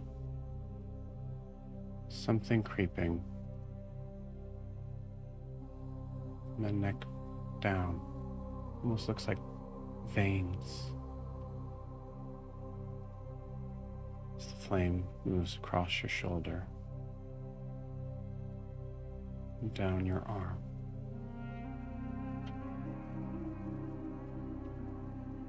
Something that remembers what you are made of. not bone, but will. And you see the flame shoot up from your hand, extending for a moment from ceiling to floor, burning like a singular, thin, but fiery pillar. As the top part starts to dwindle down from the ceiling, leaving a blackened mark. As it comes down to form a staff. The ash glass staff of the bone and the will.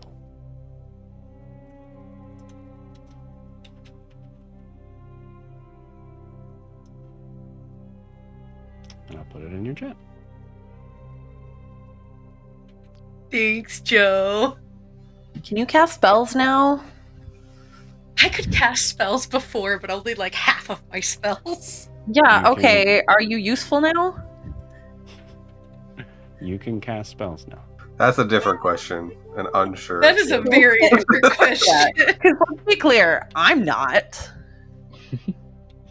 Everyone's coming for each other tonight. Caden, we have been waiting so long to get back to Eshru as a party. Listen, it has been so long. I'm really I'm excited. so It's glad been you're like here. a couple sessions. I checked. I think it was like April. Mm-hmm. Oh god, yeah. I've been working on these for a while, gang. Okay, I'm okay. I'm good. Prisha, as you glance up at this newly formed staff,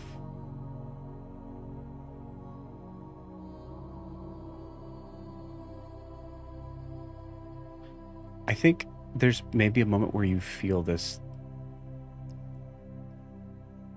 judging from what I know of Prisha, this immediate sort of sense of appreciation. Some word around the concept of devotion to this figure that had given you this. But I think as you look at her face, you clearly see you deserve this.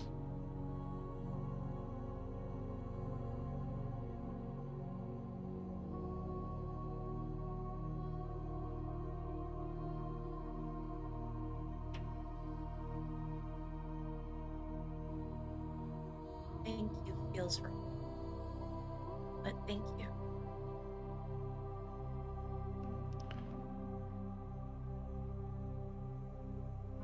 You bow to no one anymore.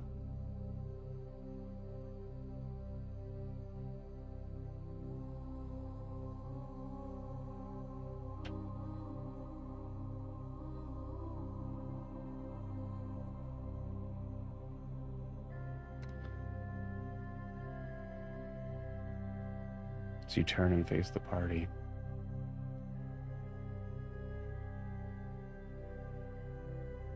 you go to take a step down.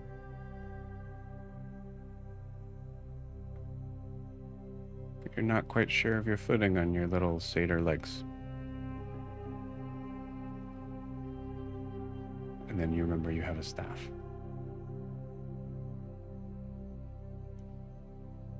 And you're able to put it forth towards the ground.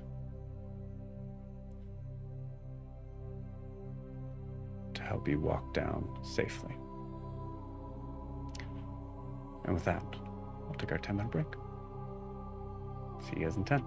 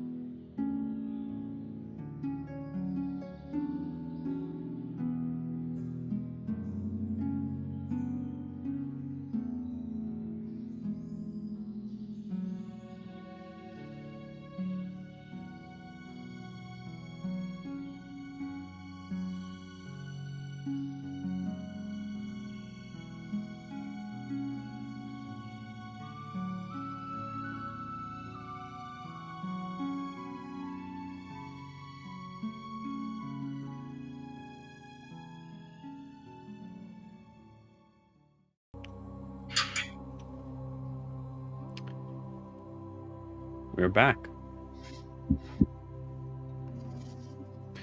Precious steps down to go and take her place amongst you. Green, that thought that we said during break, actually, that I would argue is probably also going through Grian's mind right now.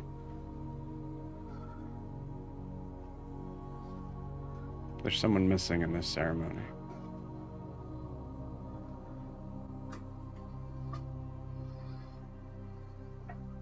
What do you do? I think there's a couple of thoughts running through his head. But, yeah, one of them is definitely that we are missing a Deem.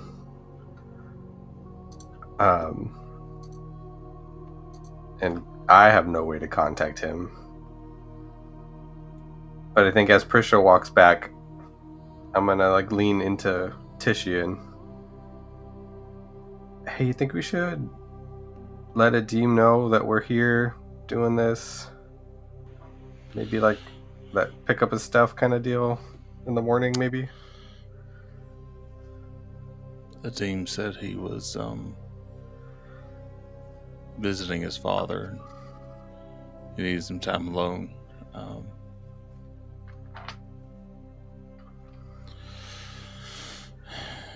don't know, but maybe it's just a courtesy to be like, hey, if you want to stop off here first or something. In this moment, there has been something that would be, I think, Ianthe, a hesitation on your part, maybe because you're hearing this conversation, maybe for different reasons. But it's it's all of a sudden become clear for a moment that there is no one coming forward.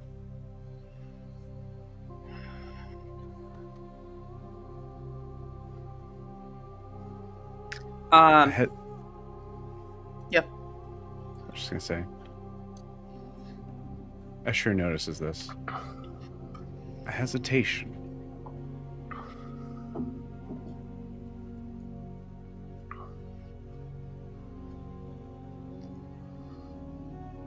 I wonder what keeps you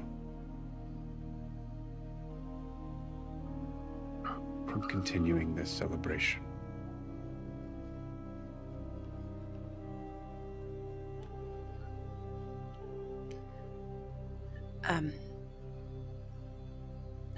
No hesitation. I'll go.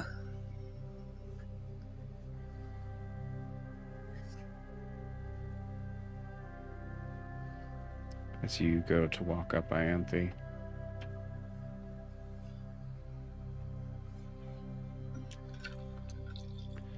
give me a charisma saving throw. Hey, I'm super good at those.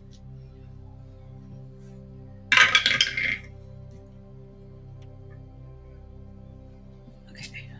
I gotta look up all my pluses. 'Cause it's a lot.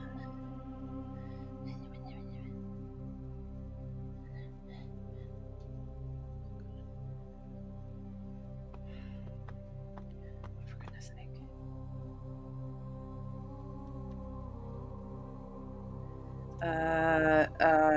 A lot. 22. 22.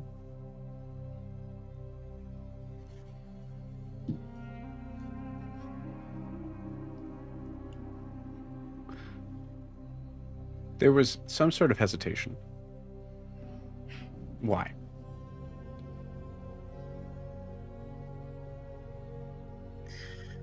I think on the group's part, there was a little bit of should we keep doing this without a Deem? And then they started talking about where a Deem is. And I think as soon as they mentioned he's with his father, I think Ianthe specifically froze for a second. Mm. Listening in a little bit.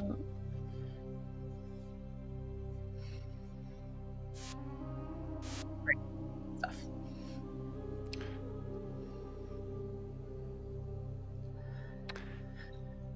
there's a moment here where that... I think for Ianthe, there's a...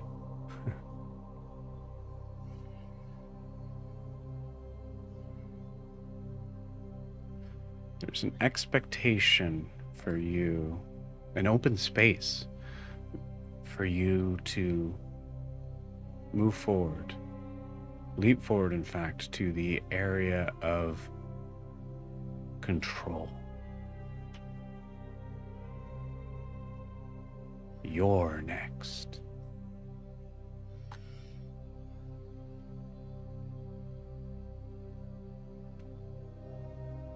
The leaping has never been a problem for Ianthe.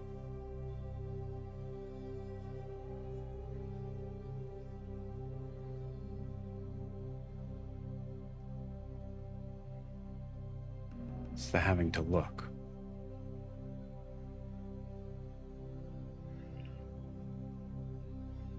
With the 22,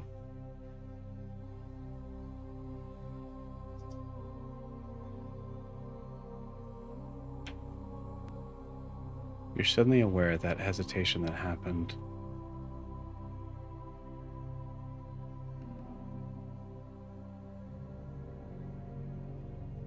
does not have to be a representation of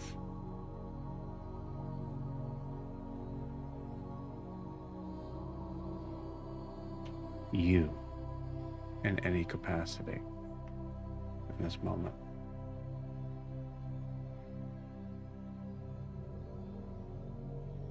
Can be.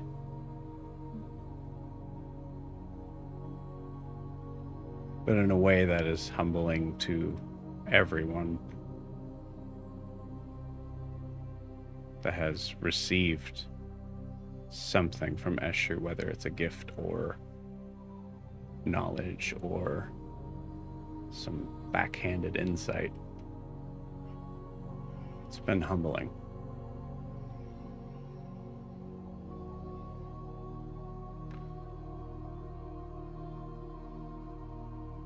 With a 22,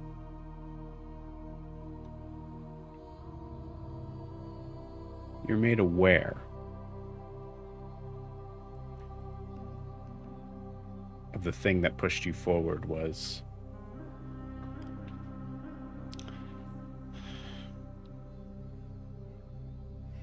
the appearance, maybe need.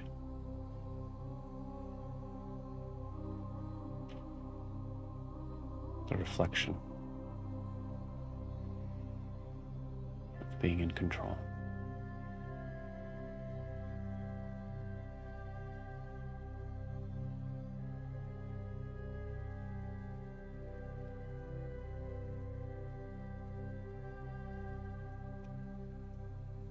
What does Ianthe do? How does that manifest? The scene is yours.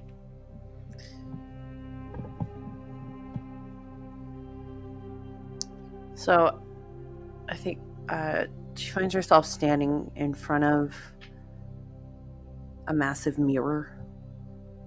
It's always a mirror. And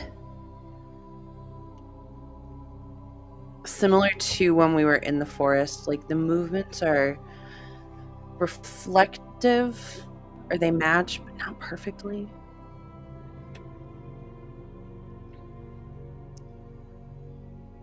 And then I think the image morphs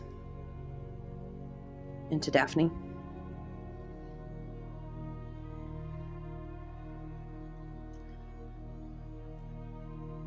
And then it morphs into Alyssa.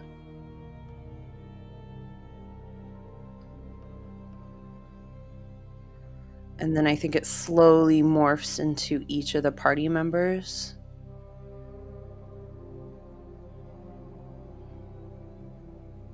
Until it's finally back to Ianthe, and then it just shatters.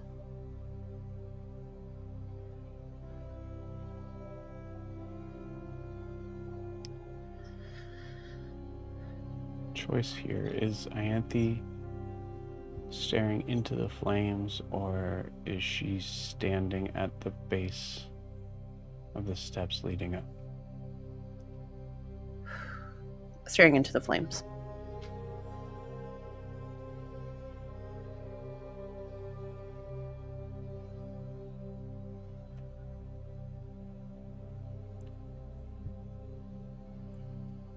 Feeling this sense for the rest of you, this moment of a clear representation of just constantly never really knowing exactly what's supposed to be coming next. There is anticipation for all of you as you're watching Ianthe stare into the flames. But Eshru doesn't say anything. Doesn't move.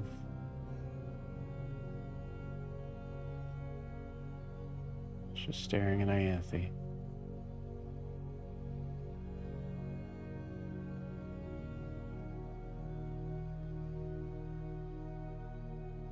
Until Ianthe sees that mirror shatter before him.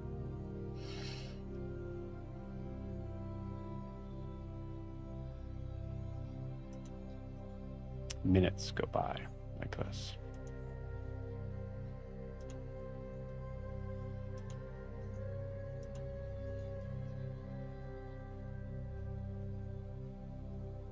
Ianthe, as you see that visage disappear, going back to the flames, you realize there's no change. There's nothing in your hands, around you. You just see Eshru staring at you.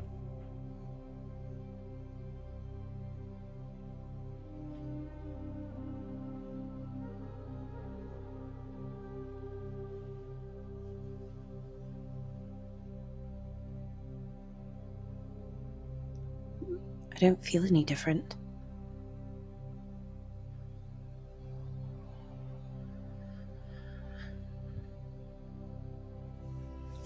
That's because you've accepted.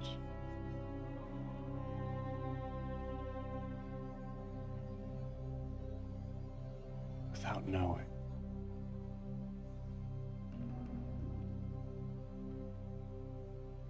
Leaping.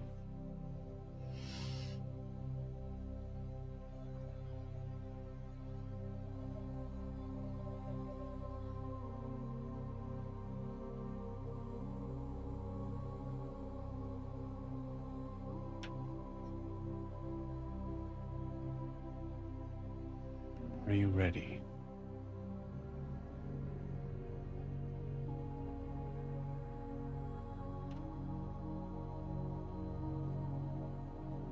Yes. You see her step closer to you, inches from your face. To move away is to physically have to move your body back.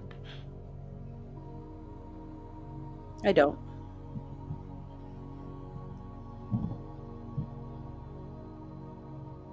Are you ready?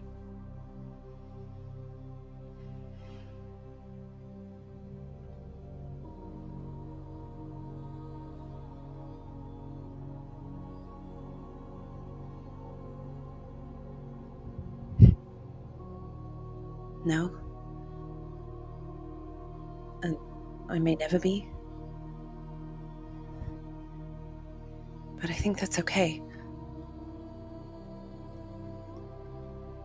Because the point is to make a choice. To take the leap.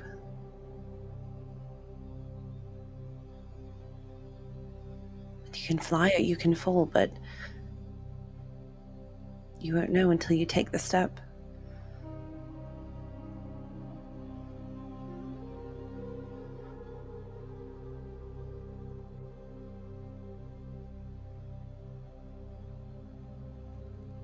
Rounds all around you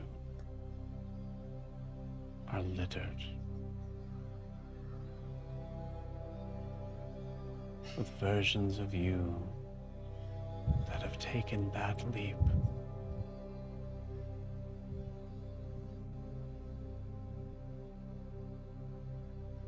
Perhaps not seeing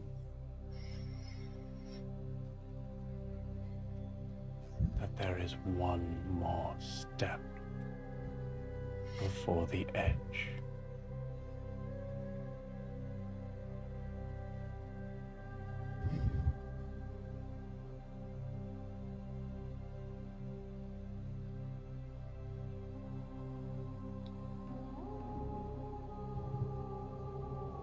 Will you take that step, Ianthe?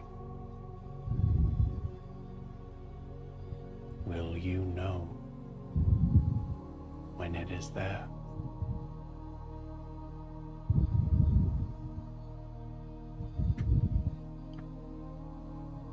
Yes. I'm nearly there now.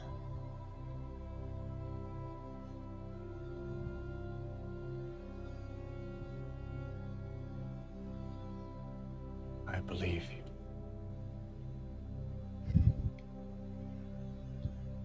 Now, you are ready.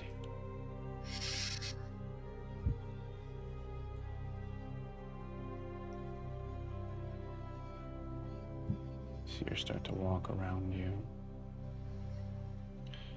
You have shaped yourself through others. Flames move up, taking a humanoid shape.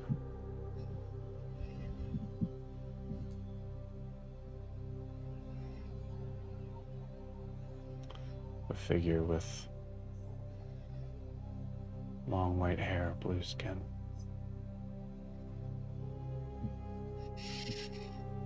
Someone just like you, but not you.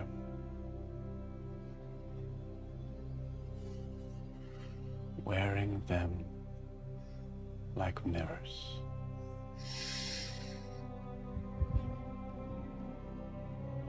I saw 1,000 pieces of you. Thin. Careful. Pressed.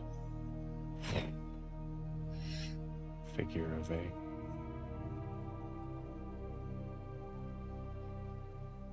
half-elven man. Short cut, black hair, pale skin. Pressed into the shapes that were needed.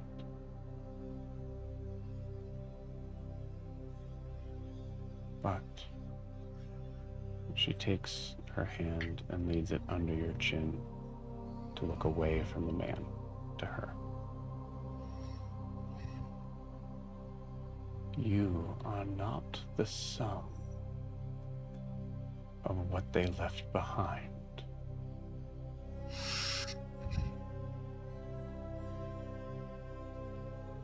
Close your eyes.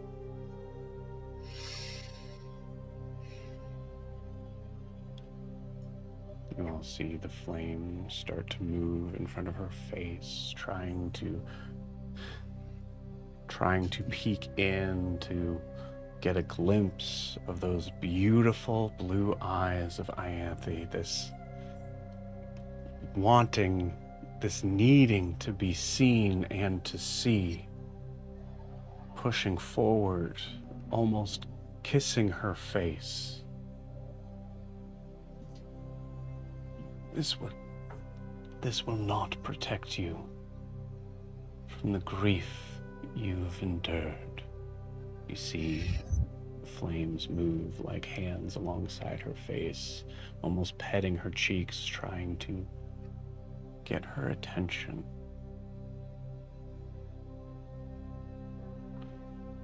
But it will remind you that you... She pushes the flame away. As she does, it circles.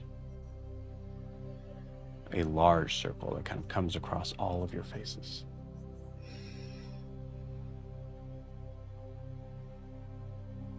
It's to remind you that you have walked through it. So you see the flames start to come back and drape around Ianthe's shoulders. and spread. Extend. Reaching like arms across torso. You have walked through it and are safe on the other side.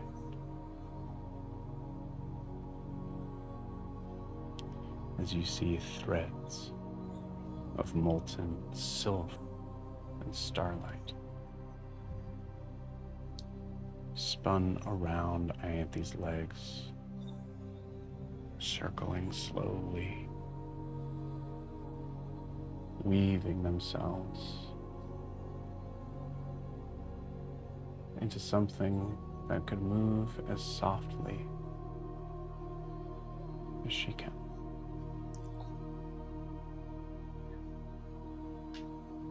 And carry quiet truth, possibly forgotten. She is whole.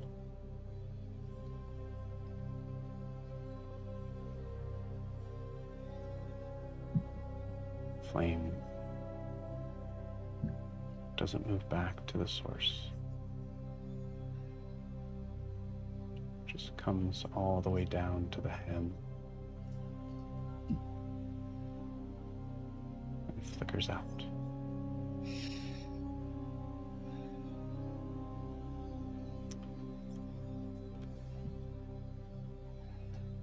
As Ianthe, you are wearing the ash glass raiment of the moon wake.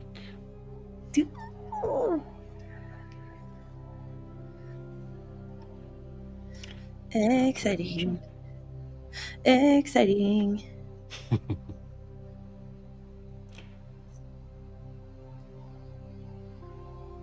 I will give you plenty of time for you to decide exactly what that looks like. I know you sent me some images here, but Yeah, I've probably changed my mind by now. Cool. Regardless, you notice that Ianthe is coming down the steps in not only a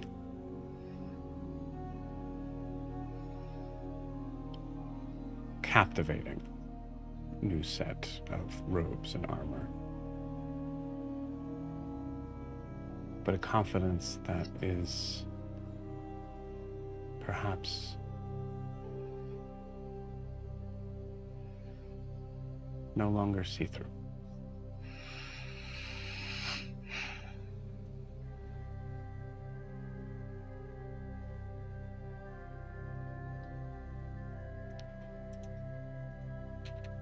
Ianthe, you take your place.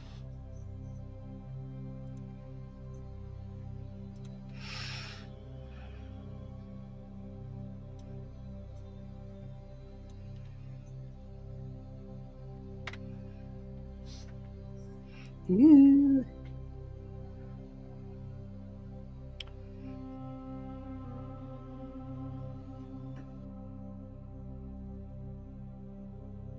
You see Eshru's eyes drift towards you, Arlo. And you see something that none of you see. Just Arlo. See her shake her head.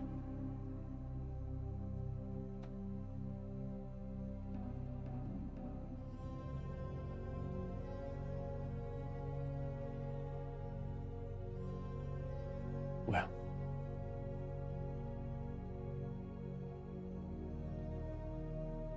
for those that are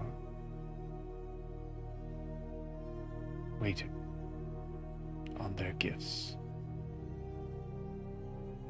perhaps another time is to be held.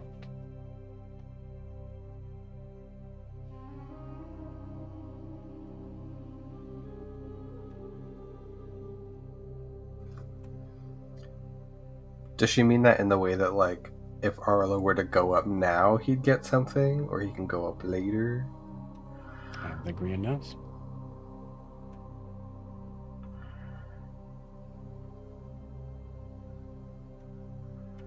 I think Arlo, after helping Prisha up and watching everyone else get their gifts, and seeing this, he's been standing in the back with his arms crossed and just having faith that his friends know what they're doing with trusting this person. And then after seeing her shake her head no, I think he just nods and leaves.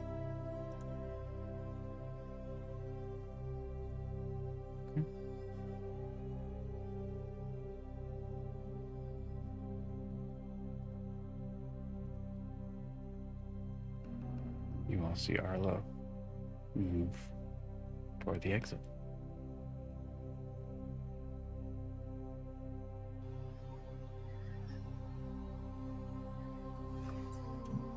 Is it possible for him to create something, or to have something created for him? It's not really his fault he wasn't here last time.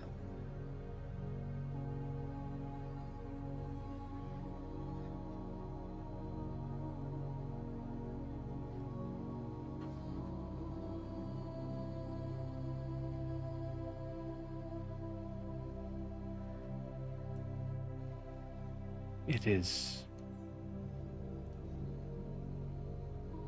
not for me to decide.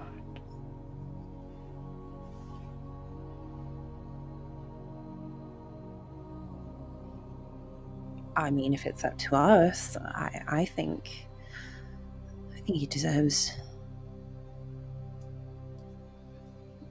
something to help him, especially now.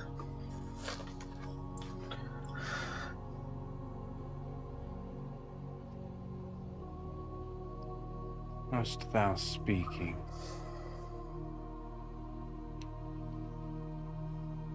To keep an even keel amongst all of you?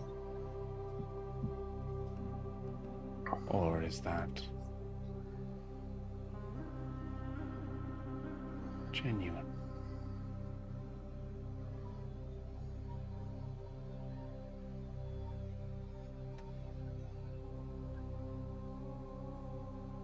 I mean, it's only fair, right?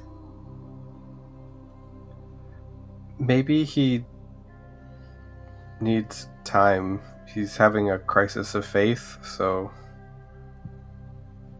maybe he needs to figure out his own things first before she can make him something.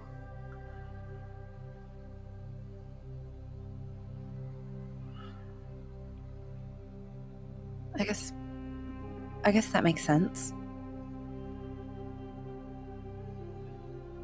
All right, we'll help him, reconnect. Whoa.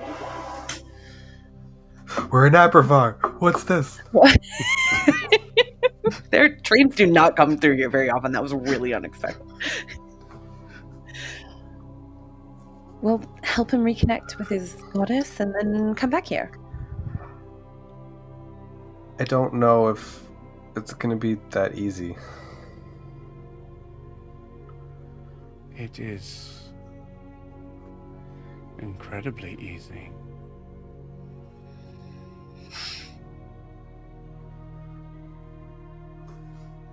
But it is quite the choice.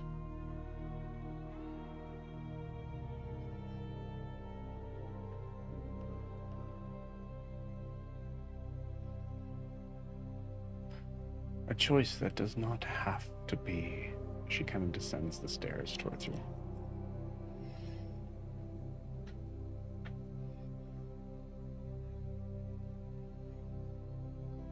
A choice that could be left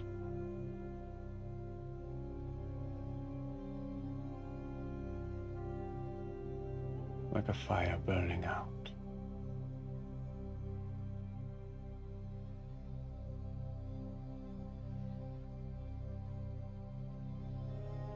So I ask again, looking towards Ianthe.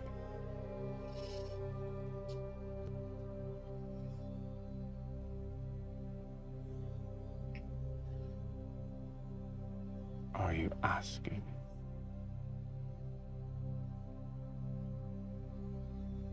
for, as you put it, something that is fair?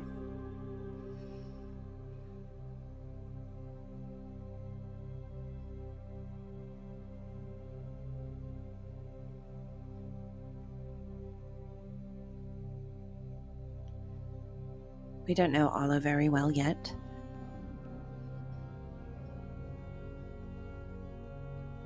And I think this process is a good way to see what's in his heart.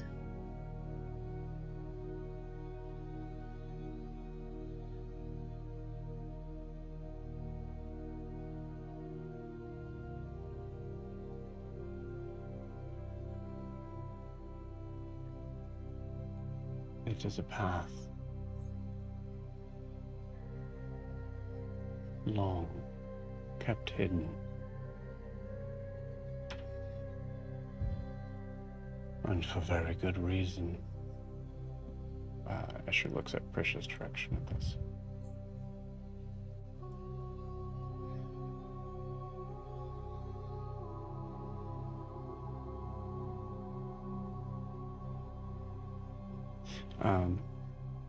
Ianthe. Eshru doesn't need a roll for most of these things.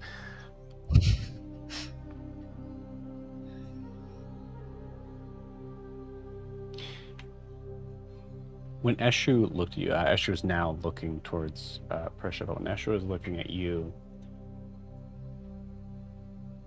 you felt this weird sort of sense of like, she knows. She knows what's written. She knows what I've tucked in my sleeve.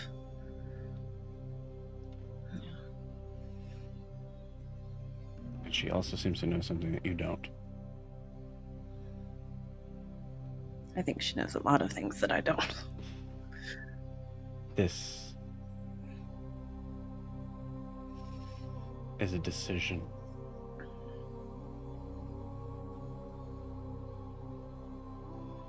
Of accepting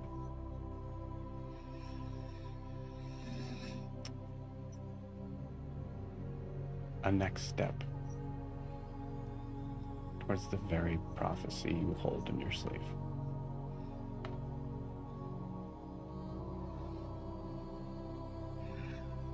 So ironically, one, that choice isn't just his, and two, that's a difficult choice.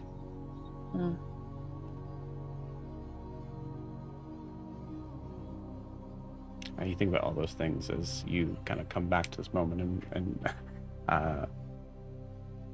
Eshru's eyes are still on Prisha.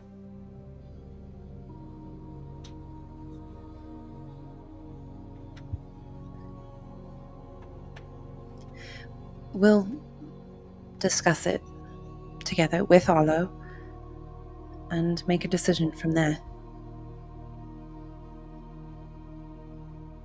It's not just up to him, but it's not just up to us either.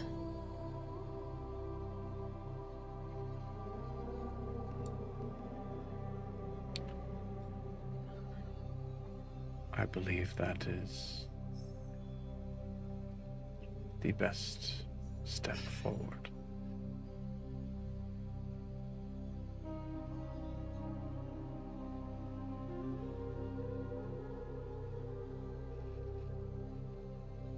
You are missing one.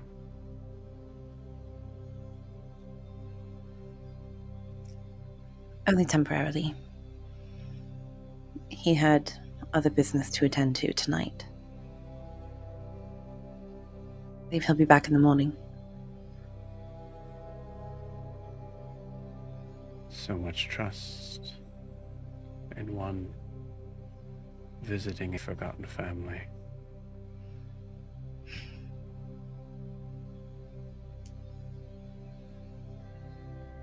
They're not just his family.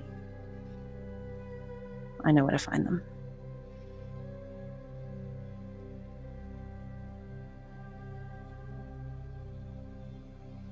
And if it is decided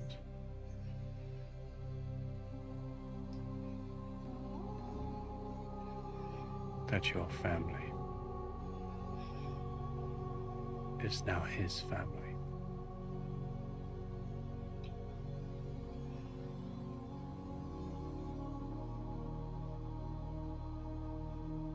There are plenty more like us.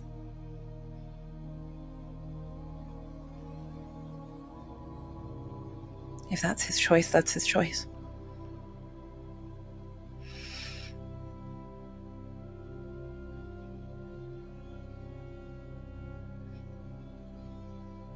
Although I hope it isn't. shall we ask? What, now?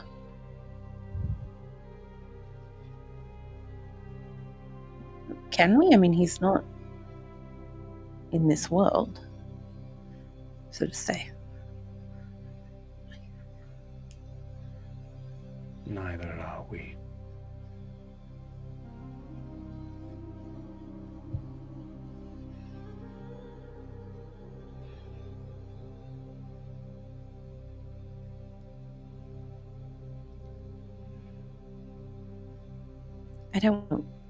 I don't want to disturb and interrupt. He's already mad at me. But if you ask,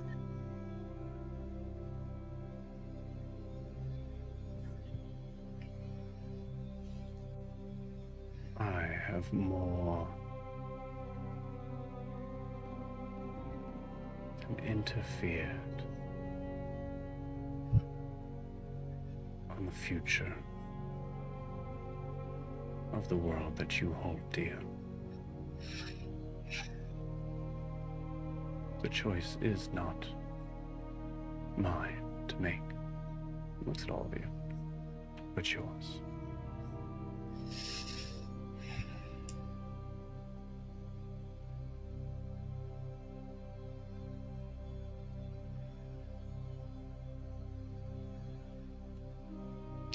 What say you?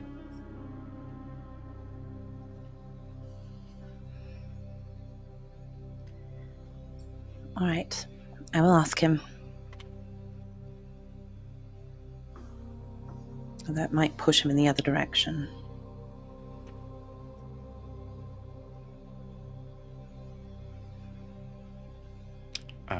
Does You have to take the anybody- leap, right?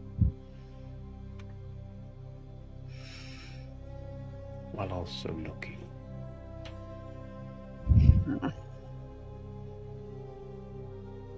Does anybody else say anything here?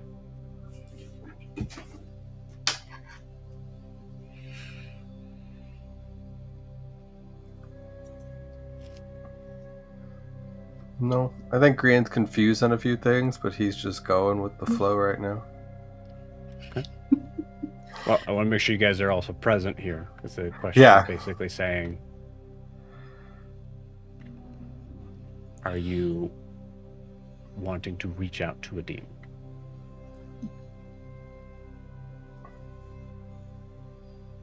Always yes, but in this case, Krisha probably will let Adim have this time.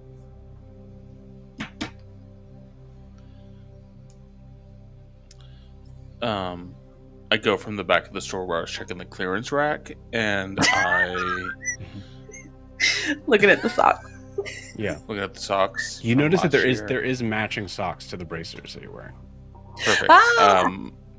I now have socks. The first Leonin to wear socks on his feet ever. You put the socks on and you can't move. There's socks of the movable rod. Yeah, they're movable rod socks. Real grippy socks, those ones. Real grip. grippy socks. They look like Real what you get at the grippy socks. hospital. Oh my god. No, yeah, I think I'm in the same boat as Prisha, where it's like, I would love to reach out to him, but I have a memory, and I hope I'm not making this up because it feels like it was so long ago, where Titian asked Adim if he wanted what he was doing, and Adim was just asking for like respect and space. And I feel like this is a moment where I do not want to disturb that space. Okay. And honor his wishes. But I mean, if Ianthe's going to ask, that's a sibling thing. I'm not going to get involved with siblings and cousins, sibling and cousins. Yeah, I'm not going to get there. I'm with my Leonin brethren on this one. All right, you guys are towing the quiet line. I think Green was not part of that conversation, so he has no problem disturbing Adim. So what do you say? I mean, I've already voiced, we should call him. That was... I mean, Brandon voice. What does Grian say in this moment?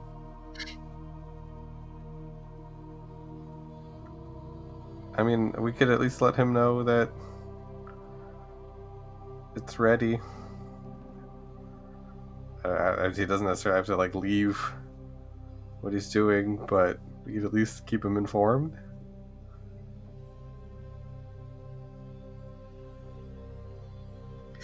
Yeah, I'm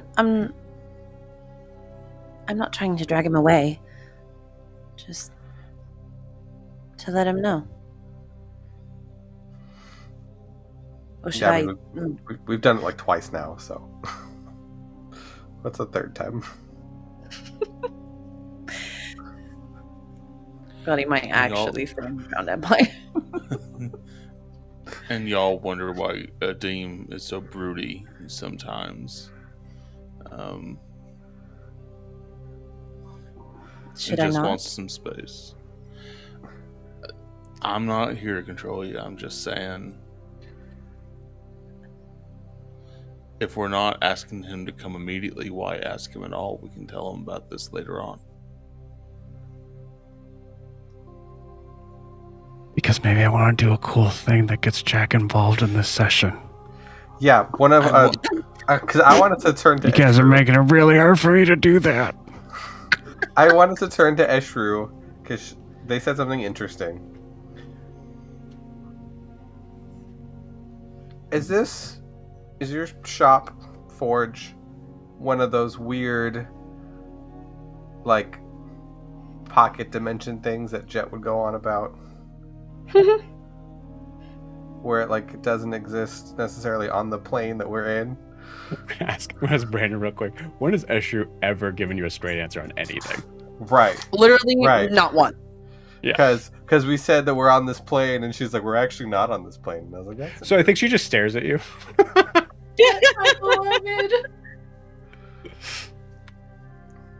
Well, I tried. How about I will give the ring of sending to Ianthe right now for her to do the reach out. If she feels strongly. I've said my words, but I think this is up for, I want this to be an Ianthe moment. Yeah, cool. So we'll say that basically, I mean, you don't have to give the ring sending. What happens here is, I think, Ianthe, you see all of the people here just turn and look at you. Me? Mm-hmm. Presented the question by Eshru to everyone. Everyone just looks at you.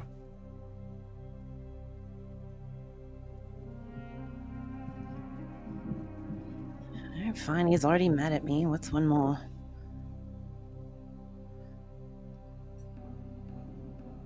I'll reach out to him. Are you ready? No. But that's not the point.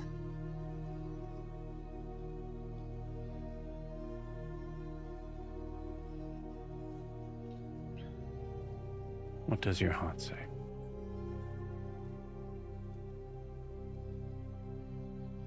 I want to speak with my brother.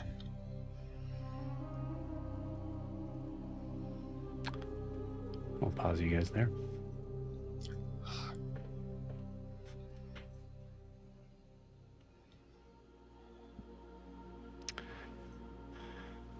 Adim, it is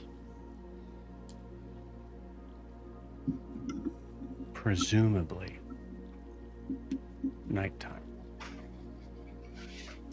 Hard to tell in this world, but weirdly not completely unfamiliar considering the design around Honoria's concept of time, of which you've known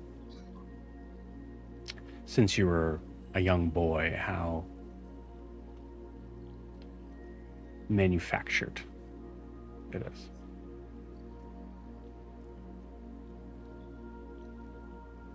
It's quiet and dark,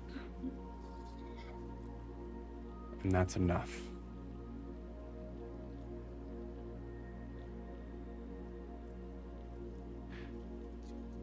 We come to a scene of a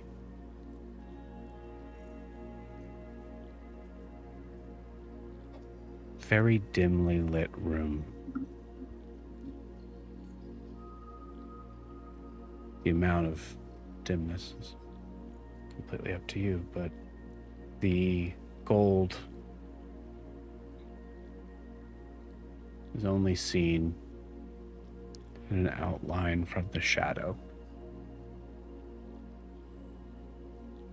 of its curves and points from every piece of decoration that lines from the ceiling to the floor of this place.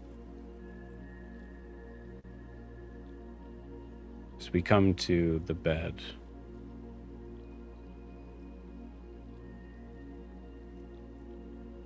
is Adim asleep? No. The camera probably pans to the bed and finds it with my bed sack, my sleeping bag on it, like I might have been on it, but it then camera moves over to the table where Ashar and I were talking. And there's a light, small light, just enough so we can write by. And there's a set of bangles on the table, just in a pile, in a singular stone. And Adim is writing a letter to somebody, but he keeps on pausing and looking at the door where he's assuming that Anesh is standing, waiting for his call. He keeps on thinking, because he couldn't sleep between what he wants to say to Ashar, what he wants to talk to Anesh about, the things on the table. He couldn't sleep, so he thought, I'll just write the letter to Ashar. So he's just sitting at this table, this low table, sitting on pillows, just scribing a letter by hand rather than asking Anesh to do it for him, even though, as disturbing as it would be for Adim, Anesh probably would. So you see what may have been, it's hard to tell hourly, but it may have been it has for sure been the third time this has happened. Where you hear the door creak open slightly and you see just one eye sort of peering in, that Adim, if you're looking in that direction, you would just lock eyes. I'll lock eyes. Is it Anesh? Yeah. Do you want to come in? Sorry, no, I'm awake. This is the third time too, so. Yeah. You should sleep. When my mind's clear. You can come in if you want.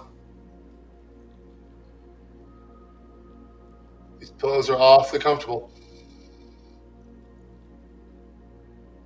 No, I will stay at my post. Sorry, good night. If I make you come in, will you?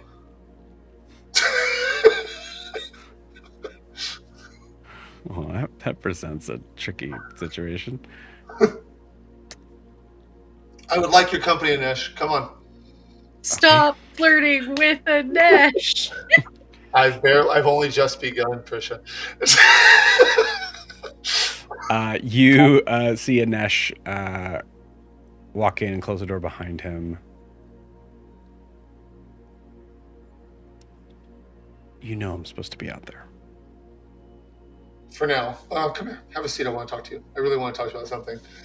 So he sets down his pen, or the quill, probably, sorry. Sets down the quill, sets it aside. He's not trying to hide what he's writing. It's just there. I think Anesh would try to read it, but there's nothing secret. Mm-hmm. I've already sent you the letter, Joe. Mm-hmm. So, assuming Anesh sits down. Yeah, Anesh, even in this moment of like, the accent goes immediately. There's a sense of like sort of relaxing as soon as that. But he does still sit below you in the on the pillow that is on the ground. And if it's not, he'll take a pillow on the ground and sit on the ground. Well, I'm sitting on the ground. I'm sitting on the pillows on the ground. So he just like okay, pillow away, so he's lower. I'm like, you notice him just. A team just does this. Like, oh God. He's like, okay, so, I'm not one. I don't speak really well. So you mentioned wanting to have a better life, right? When you were talking to me about Walter.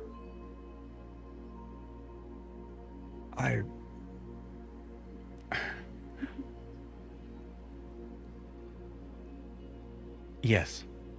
Okay.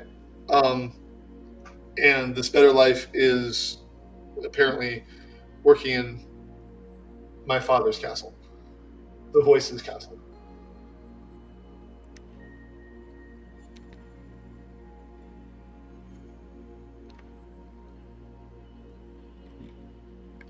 Yes. Okay. I'm not judging, man. I want to ask you a couple questions. I don't mean to be too forward, but are you Genasi? Are you Elemental? I'm Genasi. What are you?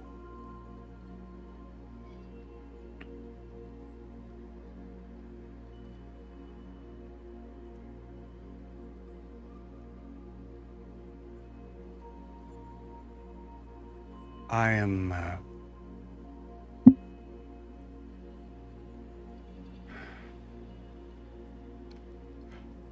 Look, I should be. It's of little note what I am. Okay. Can you survive off the elemental plane of water? That's what I was asking.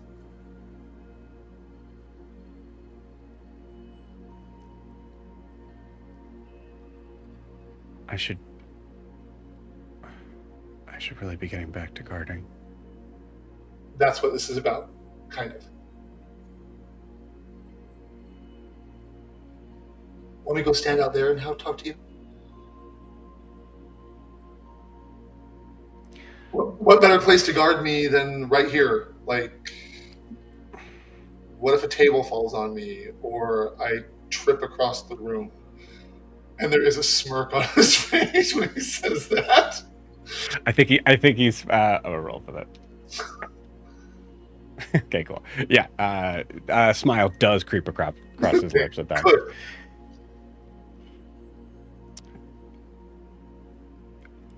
I have no experience anywhere else, but my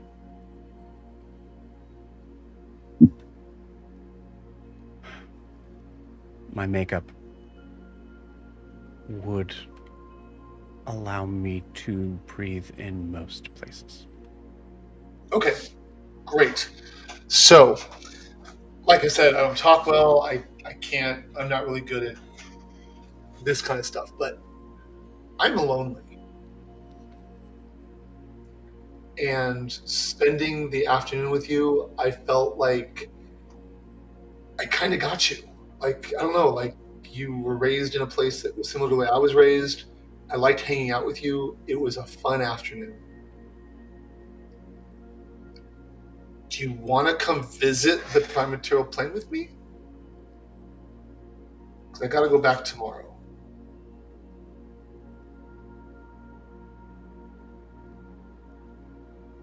if you're worried about my father, I mean, I could say it'd be super hard.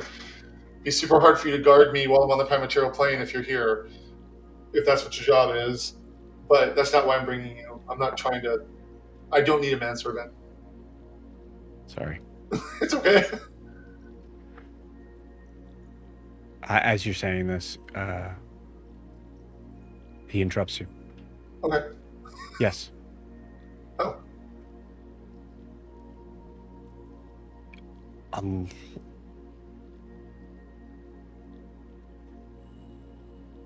With the assumption and understanding that there's no, I don't want to, I don't have a, I don't want to make waves. Good one.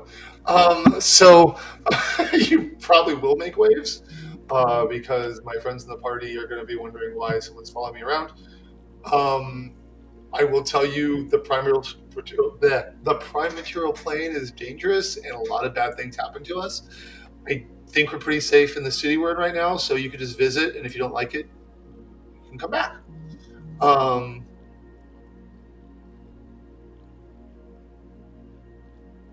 You are assuming a lot of things about my station, Adim. That's why I was trying to ask you questions, but you're being really evasive, so I thought I would just put my cards on the table. I can tell you're not really aware of who you are here. No one will tell me. I know that I'm the voice's son, and I'm only using that term because you seemed uncomfortable when I said his name. Because apparently I'm the voice of somebody else, and he kind of is jokingly referring to the prophecy. But he won't say that because he was told not to mention it. I don't know what's going on. I don't belong here. I'm not sure if I belong there either, but at least someone thinks I have a purpose there, so may as well figure this out. As you say, I don't belong here. Yeah. There is a look of what starts out as incredulity and then falls away into a level of like understanding.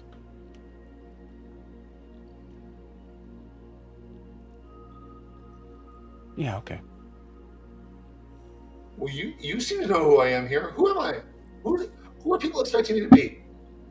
Are you allowed to tell me? Were you told not to talk to me about it?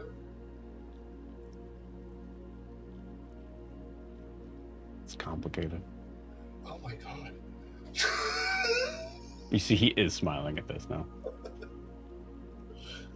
Oh, okay. So I don't know what species you are. I know you can breathe in the premature plane. You know who I am. I don't know who I am. I don't belong here. You think that's funny. Okay. You want to come along?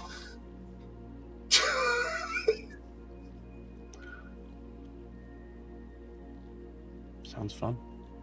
Okay. I mean, when there are people awake, although I suppose I could probably wake somebody up right now and no one would think anything of it. They'd think that the selfish son of the voice wants something. But I'll wait till they wake up, and I'll ask to see if you can come with me to Zajar.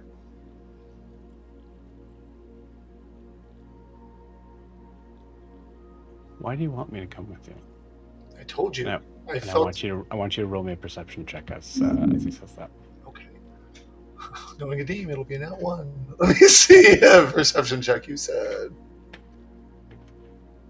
Oh, 21. Adim, you've never been more upset to succeed. Oh no. Okay.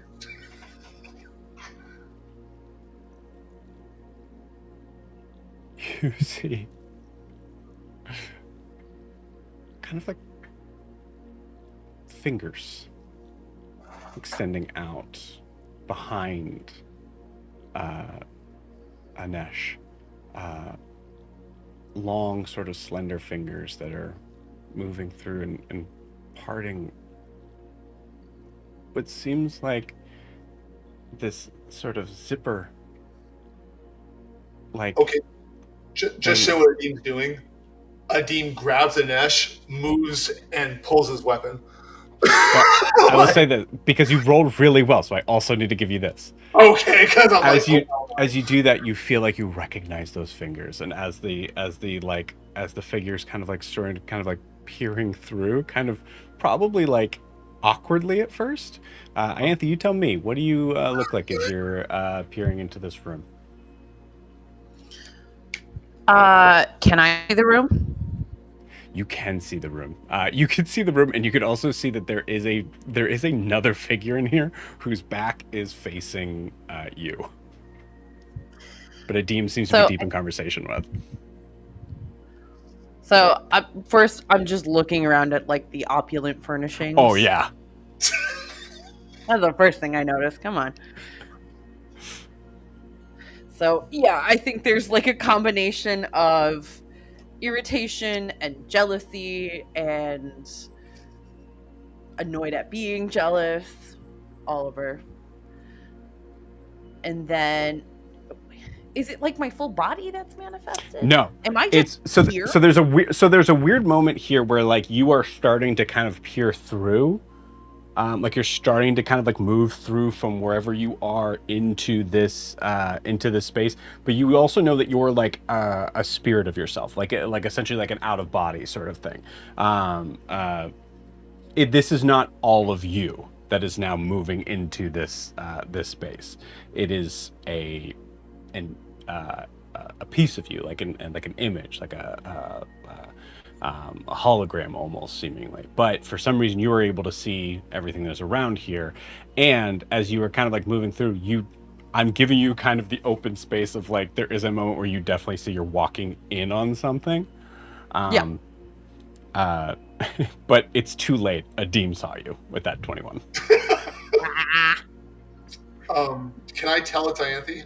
Yes, you said you could tell it's Ianthe. Yes. Can I tell it's like a part of Ianthe, like an image of Ianthe, and it's not her whole Ianthe, or does it look to me like it's all of Ianthe? I think you're not sure. Okay. When he says, "Why do you want me to go?" and I'm like, "Well, I told you I'm lonely." And I kind of look over her shoulder and go, "Oh, she's gotten good." And I'm like, "Anesh, this is my sister, Ianthe." Now you see at this point, Ianthe, it doesn't make sense for you to back up. You're here. Do you walk all the way through? I mean, might as well. And yeah. I stand up, and I offer my hand to Anesh to help him get up, but I don't think he'll take it. And I just look defeated. You see, like I couldn't have a night to myself. You see. So I want to be clear above this. In my head, Adim was going to be alone in this room in this moment. So having Anesh in here makes it so much weirder and funnier. So I think first off, as you see, Adim, you see Anesh move surprisingly quickly. Like before you were up, Anesh is up and standing in front of you, dagger raised. The dagger that you gave him. Okay. And you probably see that he's holding a gold dagger from the City of Gold. Yeah. That's for Ianthe. Like, you recognize the dagger. It's one of my daggers from the City of Gold. Oh. And I'm like, oh, okay, so... And I put my hand on Anesh's shoulder. And I'm like, it's my sister. Sorry. She has powers similar to our father. And she apparently thinks it's, and I look at her, very important to contact me right now. So I implore you, Anesh, please put the weapon away. You see Anesh go full servant mode, drops the weapon. I'm so sorry. My humblest apologies for the interruption. I welcome you to the Drowned Kingdom. If there's anything you need, excuse me. And you see him just run out. Ianthe, go ahead and make if you don't mind, Joe. Could you make a perception check for me? Yeah. Ianthe. Me? Is it perception or insight? Is it perception for me, because Cool. he's not hiding it at all.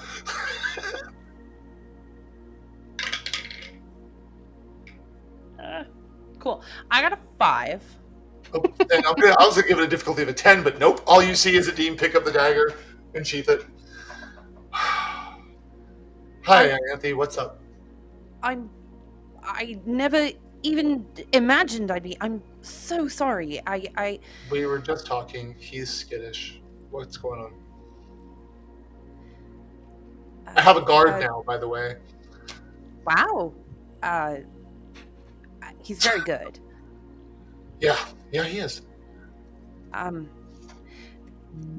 Eshru sent me. Why did that take me a second to catch? That was great. That was really good. Take a point of inspiration for that. That was funny. Thank you. Eshru. Oh, Eshru. Okay. This is about Eshru? Is Eshru okay? Did something happen to Jar? She's fine. Everything's fine. Everyone's fine. Oh. She just wanted me. She wanted me to let you know that your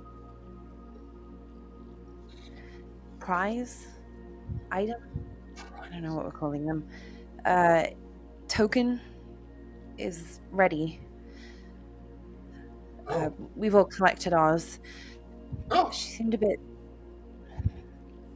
She was concerned that you were here and you weren't coming back. So I offered to just check in. I know it's rude. I know I'm not really here and I'm not staying. I'll leave you alone. I guess so. She wants you to come back now. I can. Honestly, I motion to the table. don't You see a collection of things on the table. I'm like, I didn't finish writing a letter, but otherwise, I'm almost packed. No. Looking around the room, you also see my bedroll is on the bed. Like, I didn't use the bed. Yeah. Wow. You're not really great at making yourself comfortable, are you? I don't really know what Eshru wants, because I was very confused. fuck me if I can get a straight answer out of anyone in this city. Oh my god. Same here. Everyone is cryptic, and it's really getting on my nerves. Yeah, I asked her questions. I get nothing. Right? So I'm not To really the level sure of what species are you, it's complicated. Good God. Why did we come back in? I have a headache. Yeah. Okay, so Eshru wants me to come back? I think she just wants to know that you're choosing to come back. Yeah, there was a moment of disgust and I don't want it, and he stopped himself and collected himself. And he says, I had no intention of staying here longer than overnight. I thought not. I just wanted to... I don't know what I wanted. It's pretty clear I don't belong here. And not sure where I belong, but it's not here. So. Well, I don't belong here either. And... No, you'd live it up here. I don't think... The number of staircases you could descend. Ooh, I do love a good staircase moment. And I look down at my dress. There's I think Adim, it's hard to tell in this image, but you can definitely tell Ianthe has new digs. Okay. Yeah. Does Eshru want me to come back now? Because if you guys already got your stuff, that's gonna be a little bit of time. I've got to get to the drowned tower. I've got to meet with Ashar. By the way, no one likes us calling him that. I've got to see Zareen to make sure. Oh, I read the prophecy. You did? I did too. Did you? I did. Did you touch it? Well, the High Speaker gave me a copy of it. I'll pull it out of my sleeve. No. Did you touch it? You did. Yes. Yeah, I opened up the scroll. I think some of the words changed so I could read them, but nothing Oh, crazy. okay. When I touched it, there were more words. We gotta talk. What? I haven't even... It was only me and Titian. Titian's the only other one who knows about this. No one else knows. Well, We I mean, need to get together, the 6 of us. well, Ashar knows that I was reading it because he gave me permission, and Zareen helped me. But when both Zareen and I touched it, more words appeared. So it's something about, she thinks it's something about the bloodline, but apparently this was written before Ashar was born. And you're talking millennia. It's been around for a while. Do you think the High Speaker knows about I have no idea more what. words? Well, Ashar's so cagey. I don't know. I'm not even sure why they have a copy. How did they get a copy of this thing that only we're supposed to have? You know what? I'm going to ask Serene how they have a copy. Because now that's more mystery. I'm going to go back. So, can you talk to Eshru now? Like, am I supposed to come back now? What's going on? I'm coming back. But do they want me to come back now? Because I need to wake people up then. Because if I just vanish, there's going to be like a search party or something. I poke my head, try to poke my head back through the whatever I came through. Mm-hmm. Yeah, you do it. Oh, it worked. Do you need him to come back now? You realize that you're asking, you realize in this moment that you're asking a direct question. It is said. Oh my god. Can I hear anything she's saying? You cannot, no. Okay, cool. But Ianthe, I'm going to give you the choice on whether or not you listen to the rest of that. Because Probably Jill not. will tell If you there's it's nothing not there. yes or no, I'm immediately like, all right, thanks. I think come back whenever you want. Well, wait, hang on a second. I mean, if she wants to talk to me now, I will approach Ianthe and try to put my hand in the seam. Okay. I'm like, hello? As you peer through... Yeah, sure, yeah. Yeah, you feel this sort of strange sort of cold feeling. When it seems to work, I hear Hayadim from Prisha. I'll keep my hand there, but go, Anesh! And call for Anesh.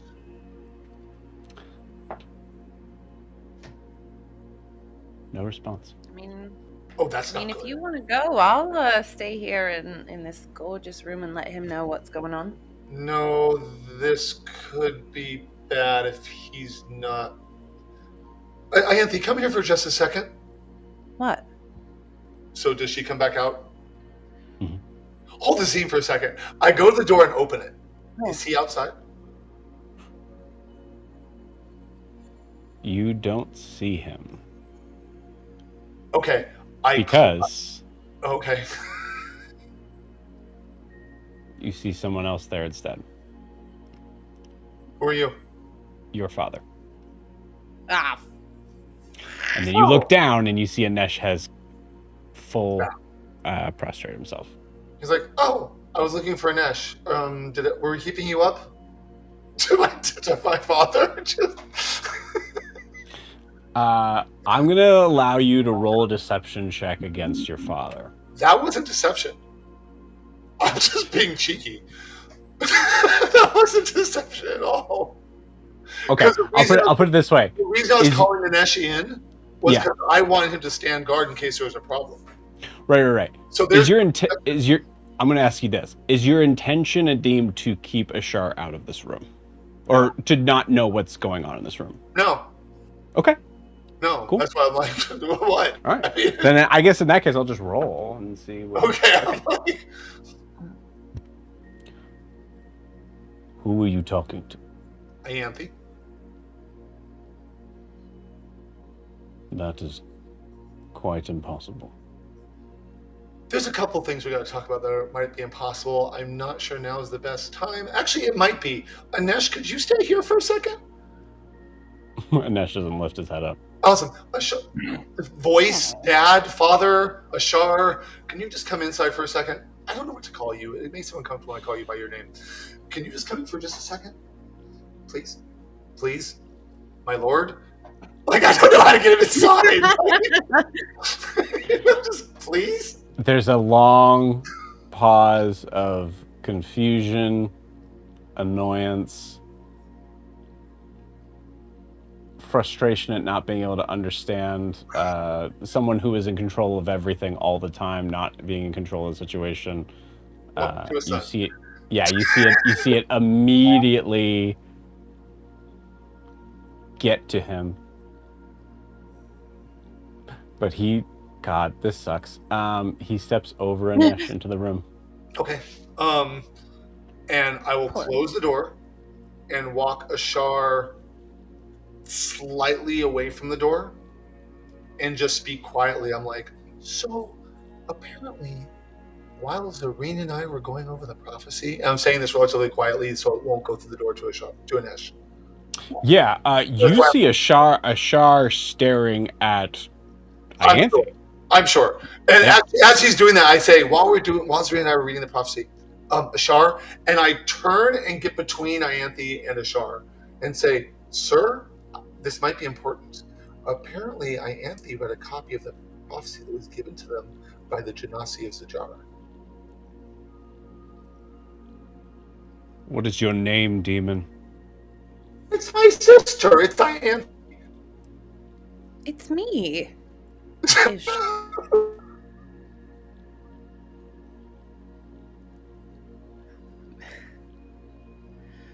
Adim, leave the room, please.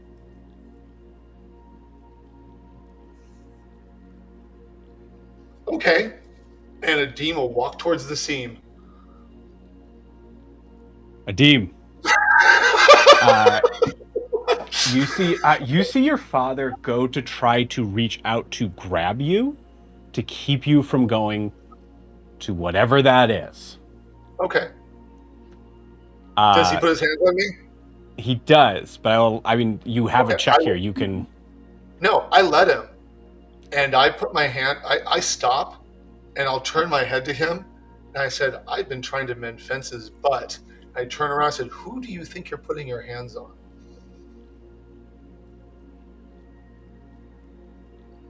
That is not. Just trust me, okay? Do what I ask, please. Why can't I stay?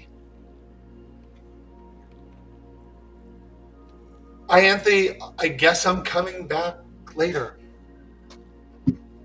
All right. I'll let them know. Sorry. I tried. Maybe I don't want Ashar to get mad at you again. Still. They were just trying to communicate something with me. Adim. It's Eshru from Zajar. They were all talking with her, and apparently she wanted me. I'm purposely doing this, by the way. God damn it! I am purposely peppering this because I don't trust them. Jackie making me do bad stuff. Well, then answer a direct question for one second. Can't do that. No.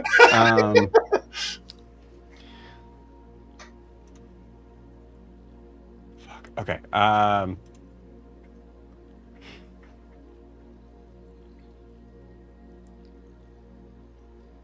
Has your time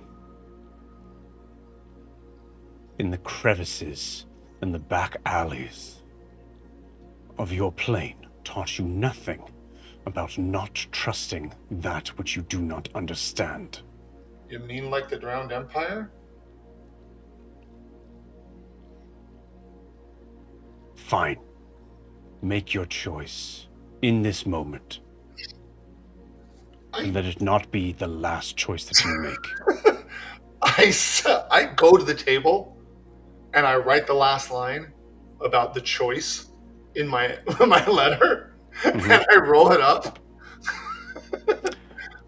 And I think roll a perception check as Adim does that. Go ahead. okay. And I hand it to Ashar, and I said, apparently it's my choice you're concerned with.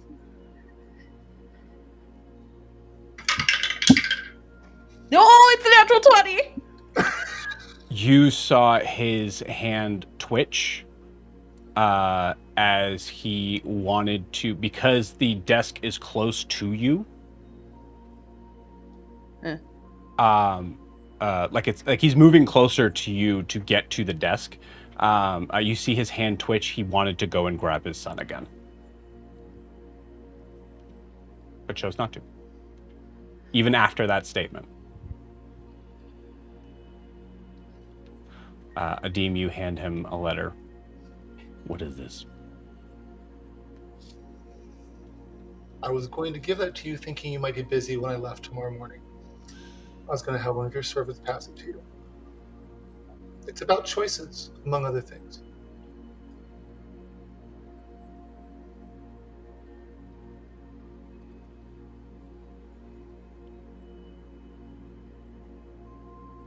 Takes it.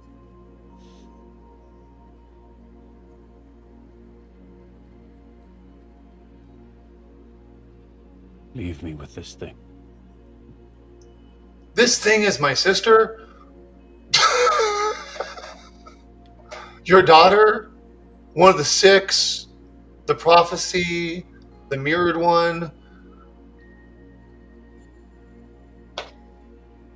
It's all right, Adim.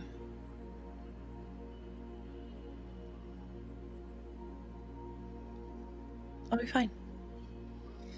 Well, I'll see you soon, apparently. It's not the first house I've been kicked out of. And I start packing my things together. And for Adim, it is a very old memory of being told he couldn't stay there anymore. Aww. And so he just rolls. It's just like, whatever. It's just one more time. Yeah.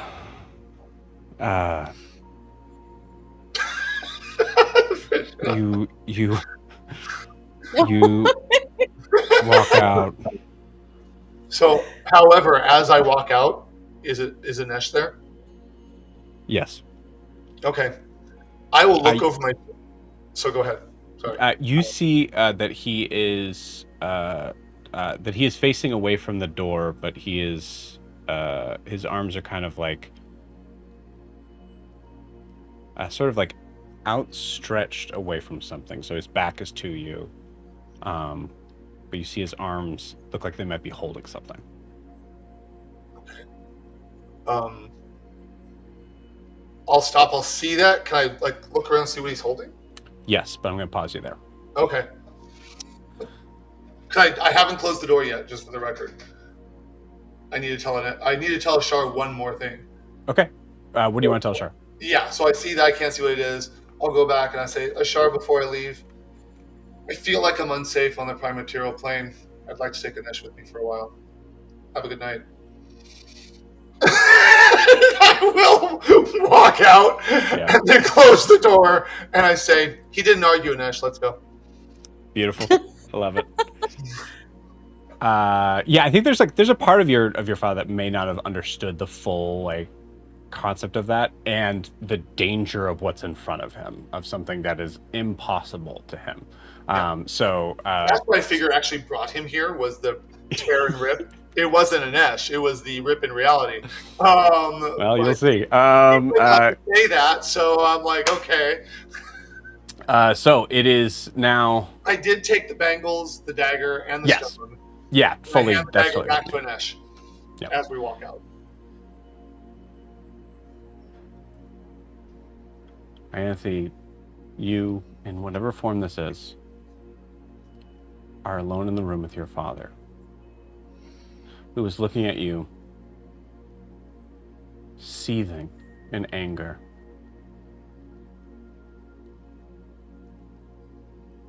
Before I end Whatever it is, you were, are, and to be.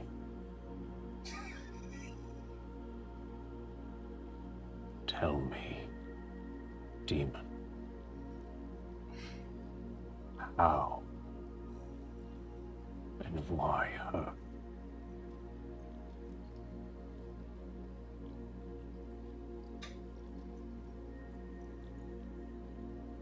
I was sent here from the jar. I am who I say I am, and I'm not staying here. I came for a deem, and now I'm leaving. And I'm gonna step towards the seam. I rolled a nat 20 on insight.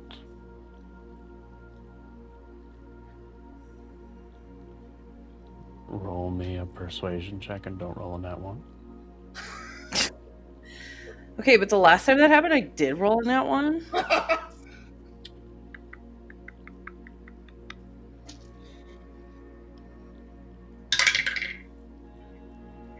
That's crazy. I rolled a nat 20 there. That's funny. Yeah. And I rolled a fucking 2 every time a demon is talking to his dad. The guys do not want me to reconcile with him right now. No matter what the hell I say to him. Or like ever, apparently. Yeah. Right? Like everything, I'm Yeah, trying to be so reasonable with this. You're putting in so much effort, and Ashar sucks. He is big pass energy. He's got his reasons. All right, anyways. All right, back to the immersion. Stand on me again. Oh my god. Back to the moment. I got a 19. I did not roll a natural one. It rolled great, but it's not a 1. As you move towards the tear. Ianthe. What?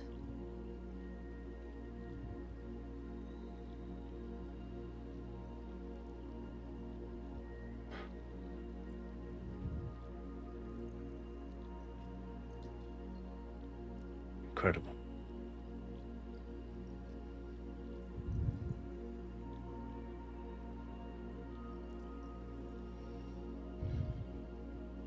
Incredible. Why do you care what form I take? This isn't a form, it's just me, but why do you care?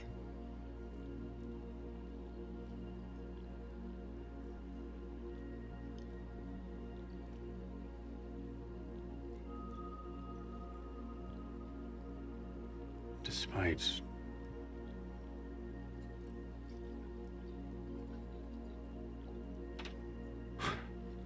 I still don't understand how you are here. But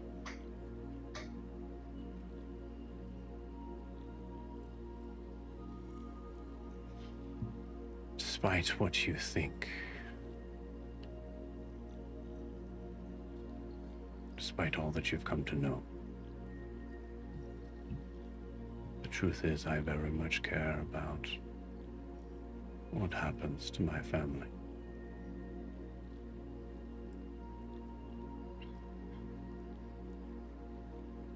I do believe that. Our success reflects well on you. Failure reflects poorly. Of course you care.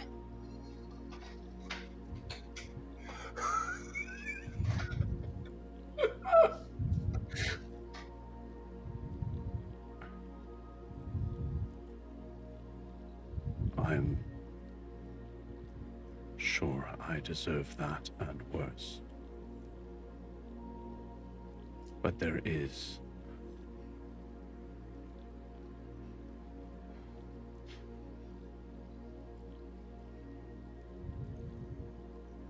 if fate wills it, I hope that there is a time that you understand that that is not the entire truth.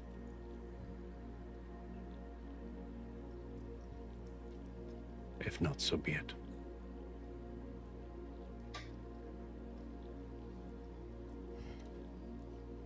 Maybe one day I'll be ready to hear it. But not today. And I will walk through that seam. I assume she saw the entire conversation between me and Ashar when she was through the scene. Mhm. Okay.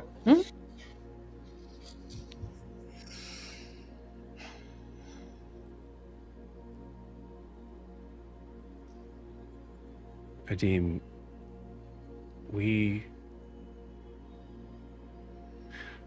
rest for a moment of Ashar in this room, but we don't see Ashar leave. We cut to Adim and Anesh moving down the steps. What was he holding? Oh, I'm sorry. Go ahead. Wandering down the steps.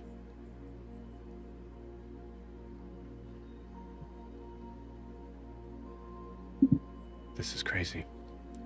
This is crazy. We're literally running away. I'm not running away. I'm walking very slowly. And I say that, and I am walking very slowly, but the reason I'm walking slowly is I'm hoping Ashar stops me. Adim would not say that, but he's hoping Ashar realizes what's going on and tells Adim to stop. But I'm walking very slowly through the halls of the Drowned Empire. With purpose. You get all the way to the bottom of the like granite steps before you walk through to the other side. I am No sure one I stops do. you. But no one's gonna say I ran from here. Yeah. You see Anesh's yeah, it's easy for you to say. You didn't grow up here. Okay, yeah, nope, I said I was gonna go. We're gonna You go. want to stay? No, I don't. It's... Oh, here. This was dropped in front of me. I think before your father heard what was going on inside there. What is it? You see a small,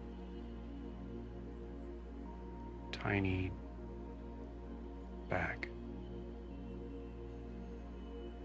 It is green and shining even in the night. You notice there is ridges in the leather.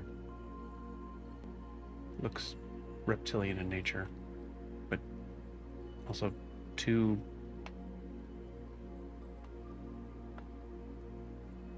resplendent in the light.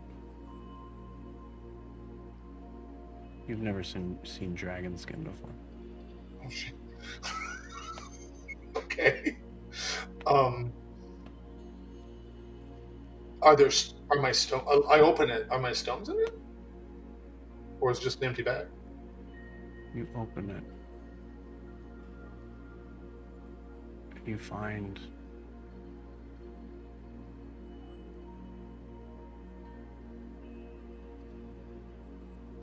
a piece of marble granite.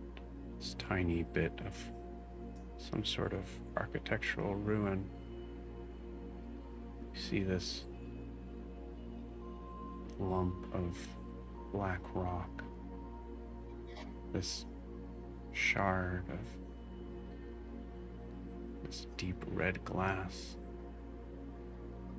All things you don't recognize as you are holding the bag of your father's memories. Interesting. And with that, Okay. we're going to end tonight's session. Okay. See you guys next week.